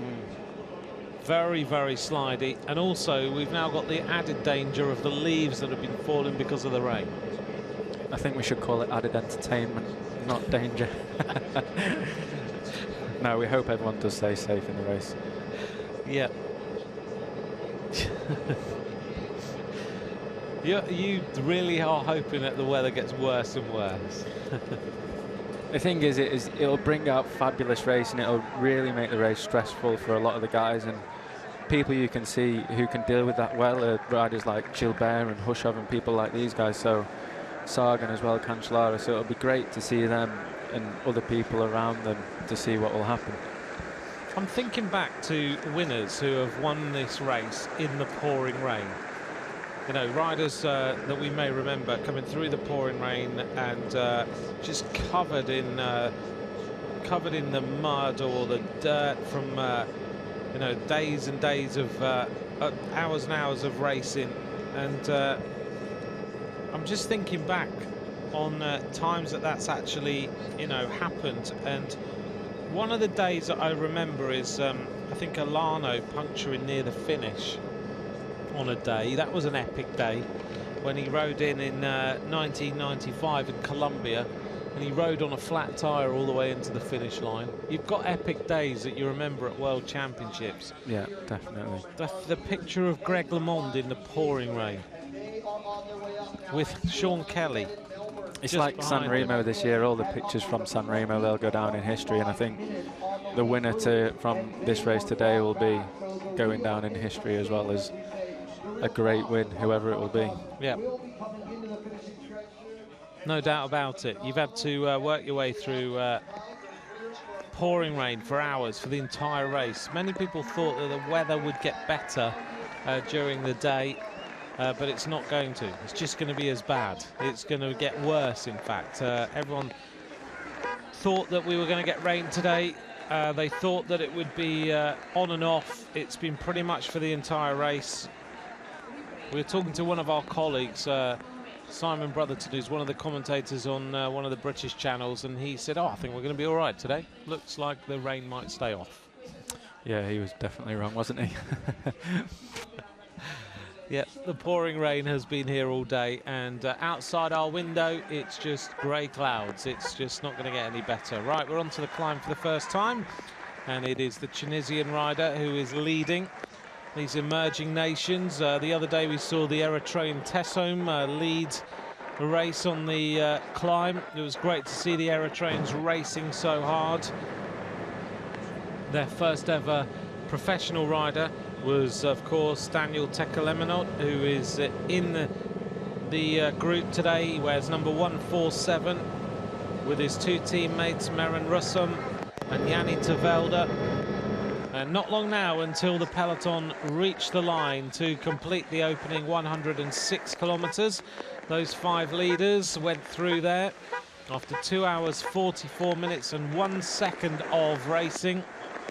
We went past Quintana there. Again, I saw the group. It looked like it split up there. I wasn't sure if it was or not, but it looks like it has, you know. You can see how important it is to stay up at the front. I saw Nicholas Roach back there with Matt Bramier then. If he's in a bit of trouble now, he's not a good place to have that trouble. No, and Matt Bramier's job will be to make sure Roach is right at the front, so he'll be going back to find him and try and bring him back up. Exactly, yeah. He needs to get him to the front before they come through this finish, otherwise it's going to be very difficult, and it's going to be more effort than Nicholas wants to do on the climb to move up to that front group. And it can be, as a rider who's given a job to look after a leader, it can be really stressful. Very stressful. I mean, that's, if Matt's job today is to get Nicholas to the bottom of this climb in the front, and he hasn't done that, and that's his only job, it is very stressful for him. I remember I was talking to Dan Lloyd, who had to look after Carlos Sastre in the Tour de France, and he said it's so stressful. Yeah. Because someone like Sastre likes to ride near the back, and so you'll constantly go into the back, picking him up, bringing him back to the front, then he'll go back to the back of the race again. And he said you're constantly looking for your team leader, and then you get to the mountain, you're wrecked. And he just rides past everybody. Yeah. Sorry, the group hadn't split. We see Matt Ramey there on the corner. It's just the camera shot we had, I think. We're getting confused. Well, I was anyway. Well, there might have been a little split for a while. So the front of the race as more riders take their jackets off. Markus Bergart there from Germany, rides for BMC. He's getting ready to race. Yeah, taking a jacket off very quickly, Markus Bergart, a winner of Gent-Wevelgem. Yeah. There's also a stage winner in the Tour de France. You can always pick him out. He's always got yellow shoes on. Exactly. The Spanish riders sitting in the middle of the peloton there. One rider we haven't seen yet is Valverde, so we'll try and pick him out. And not long now then until the peloton complete the lap. Here they are, 100 meters to the line, as the peloton are led by Mark Cavendish, the former world champion. Is going to be the first rider across the line at the end of the 106 kilometers. He leads, and there are a few little gaps in this group towards the back. Towards the back, looks like Bauke Mollema, and Daniel Teckel-Lemonot is one of the riders who is right on the back of the peloton. So we have 10 laps of racing to go. And there is a little group off the back here. They're just coming through the finish now. 30 riders or so. At least one Australian rider in that group. In fact, a lot of Australians are off the Bradley back. Wiggins on the back there as well. So Wiggins not enjoying the rain.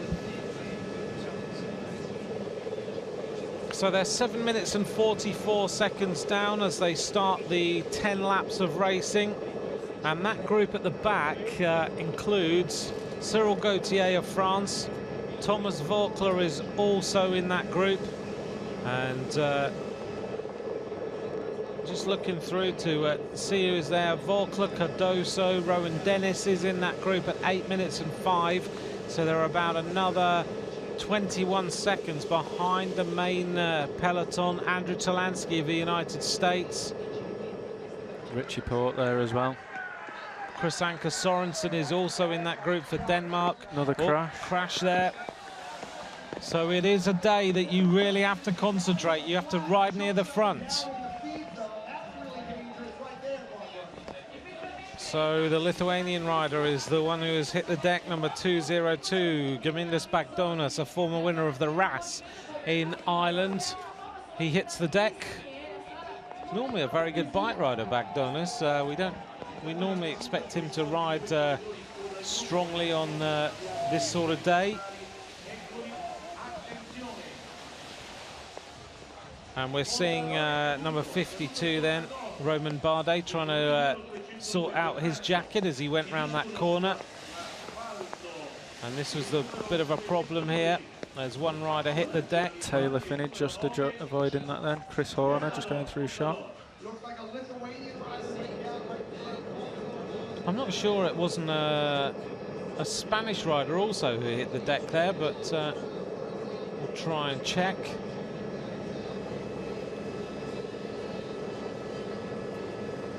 So 5 riders still on the attack, on the climb, and looking through other riders who are at the back. Bradley Wiggins is at 8 minutes and 13 seconds in the group that contains Richie Porte and Cameron Mayer, who must be looking after Richie Porte, trying to bring him back to the front of the race.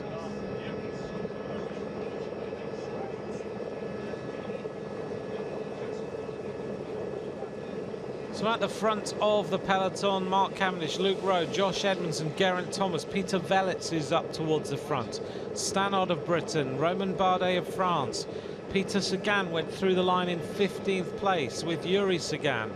Markus Berghardt in 18th, Chris Froome in 19th, Matt Hayman of Australia in 21st, Fabian Wegmann of Germany in 22nd place, Bernie Eisel of Austria in 23rd place. One man we haven't talked about who could be a rider who could surprise everyone today, Zdeněk Stybar, 25th across the line. Yeah, I think so. I was just about to mention him. As we see Bradley Wiggins there, right on the back of the peloton.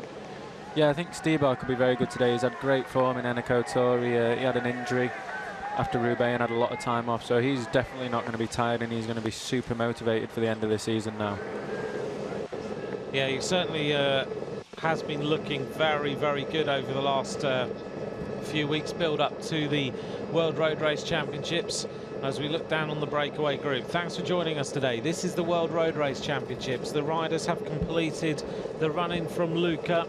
We are now on the finishing loops, 10 of these at 16.6 kilometers each individual loop, and we're now starting to see what happens on the climbs. The roads so far have been relatively flat, the odd little climb here or there, but now we're on to the proper climbs.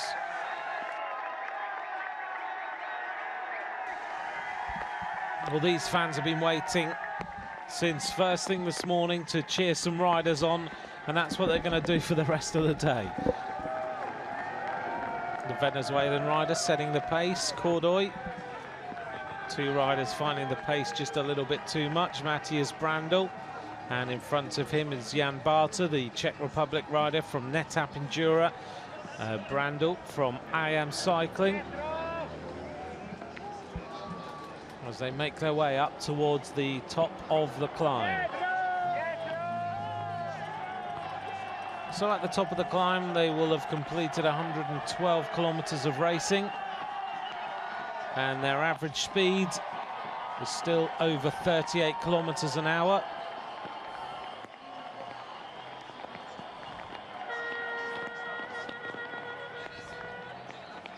So the riders now being reminded, the team cars being reminded that all the feeding has to be on the road, not from the team cars. Just to make sure everything is a little bit more safe, they will take all their bottles and food from the soigneurs at the side of the road on the right-hand side. And at the top of the climb, it is Godoy who goes over the top first, Hudzarski in second, Chitau in third, Barta in fourth, Brandl in fifth place. Now, our first chance here, Adam, to see the descent, which we've enjoyed watching the riders go down flat out in lovely dry conditions. Today now, when this peloton get here, it's going to be a totally different story. Definitely, yeah. I mean, you can see now the riders are very compact in the peloton. There's riders going to be wanting to move up to the front. On the left, we can see Australia. Yeah, the Australians now moving their riders up for the first time. This peloton is already getting smaller. A few riders out of the back here in this second group. I think that's Bradley Wiggins there on the back. I think he'll be hoping to move up for this climb now. He needs to get up there if he's going to help the team. Yeah, I can't work out what Wiggins is doing right now. He looks really easy. I think he will be really easy, you know, but he might be nervous as well with the rain and the slippy roads. I think, as we talked about this morning, I think he's gained a bit of confidence from his Tour of Britain time trial. Because he was in the wet and he did a good ride, but it's a lot different riding on your own in the rain than riding in a group of 150 riders in the rain. So yeah, it might be easy, but he might just be too nervous to try and get to the front. He might be too worried about crashing. Chris Froome just having a little lean on one of the Italian riders there as they knocked shoulders going up the climb. But Great Britain still very happy to maintain the pacemaking. As we see, Mark Cavendish has done his job for the day. He's done the first 3 hours of the race on the front. Luke Crowe setting the pace now, but yeah, that's Mark done for the day. He did a great job. Sat on the front for the first 100 and however many kilometres. Where's he gone? He's worked his way back through the peloton. No longer there. Chris Horner moving up now. He's definitely wrapped up, leg warm, his gloves, overshoes. The winner of the Vuelta a España moves up to the front. The oldest rider ever to win a Grand Tour. Happy to be at the front on the World Championship on these climbs. And can he do the double and become the first and oldest rider ever to win the Worlds? On the course now, I'd say, Anthony, that this really is the only place you can move up. with the rain like it is, it's not going to be easy to move up around the course. You've got a downhill after this climb, then you've got a very steep uphill, which unless you're feeling great, you're not going to be able to do much on. So now if you want to move up, now's the time to do it, while that and the finish straight. But the finish straight, you've come off the descent and it's going to be in one line definitely through the town. So now if you're not at the front or you're not moving up to the front, you're going to be in a lot of trouble, I think. So Wiggins is in the worst place possible, sitting right on the back, and he's no longer the best descender in the world, is he? He doesn't like the descents if the Giro's anything to go by, but don't take that as the normal rule. He's normally a very, very good bike handler. He just got spooked a little bit on one day. He's a very good bike handler, Bradley. On the track, he's one of the best bike handlers that I've ridden with on the track. He knows what to do with his bike, but I think nerves have just got the better of him and they're taking over. So 156 kilometres of racing to go as the breakaway group of 5 maintain their advantage, approaching 3 hours of racing now, and it's still the group maintaining the pace as we go round the corners towards the top of the climb. Still Great Britain leading. Mark Cavendish, as Adam has said, has dropped off the front of the group. He's done his job. He was asked to set the tempo for the day. And now we're seeing the Spanish riders moving up.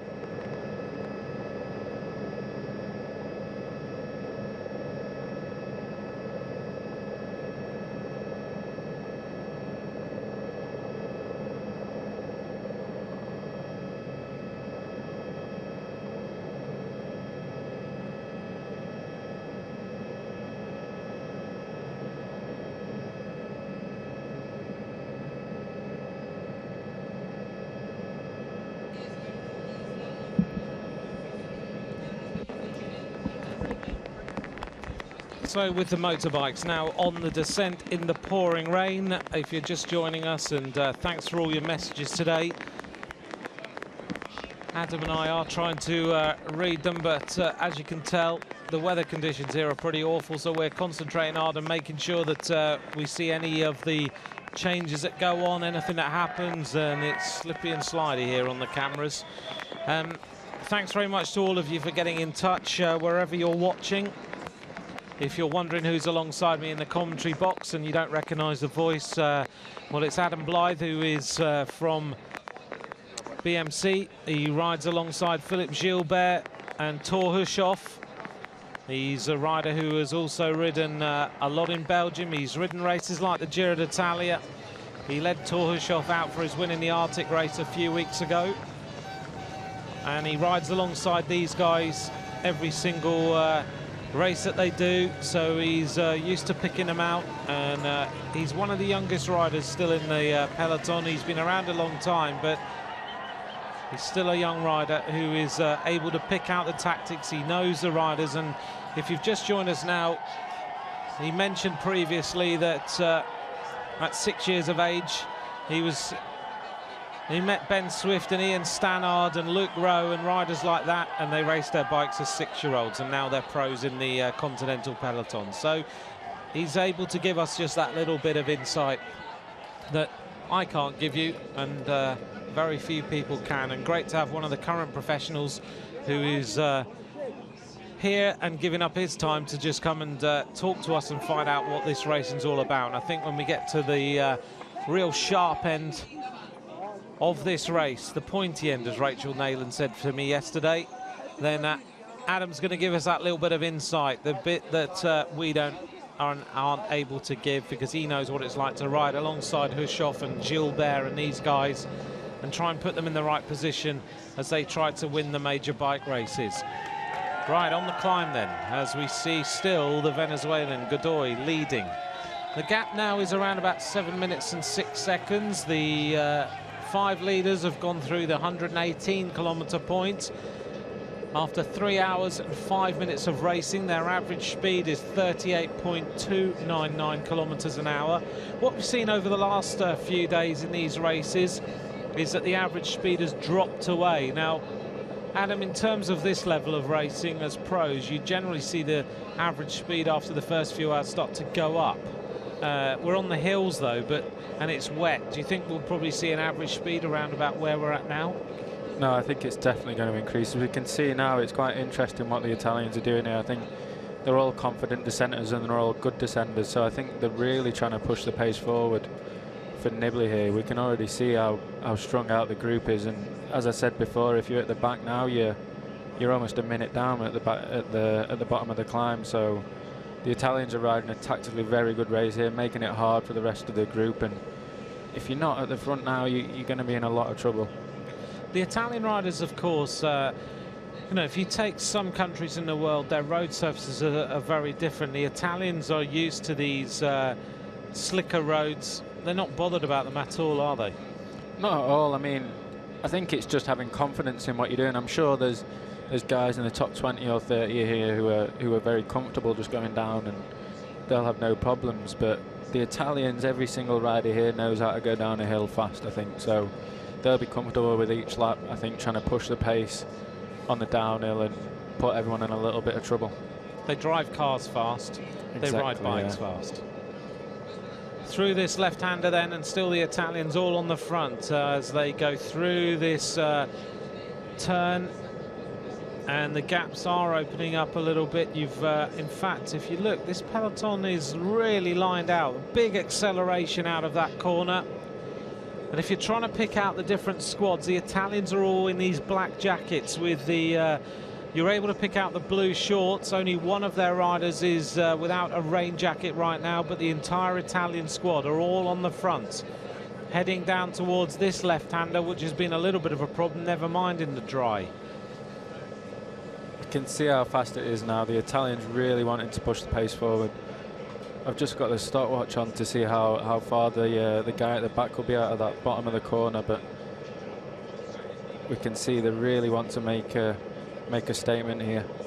Yeah, I mean, we were talking maybe half an hour ago about the fact that all the Italians had kept going back to the cars, but now everything is okay. So let's just run through the Italian team for you. It is Vincenzo Nibali, the winner of the Giro d'Italia. Rinaldo Nocentini, wearing number 18. Luca Paolini, the sprinter. He won Het Nieuwsblad this year. Filippo Pozzato, who thought he'd won Roma Maxima the day I commentated on it, but he was in second place. But he's been on very good form recently. Yes, he's just won Plouay, so he's going to be definitely one that's going to be wanting to do a good ride today. When you think about Plouay, the climb in Plouay is not much different to the steep climb here. It's not, no, but yeah, the long climb here, as I said before, I don't think it's the steep climb which is the main issue in this race. I think it's the long climb in this descent. I think that's where the dent's going to be made.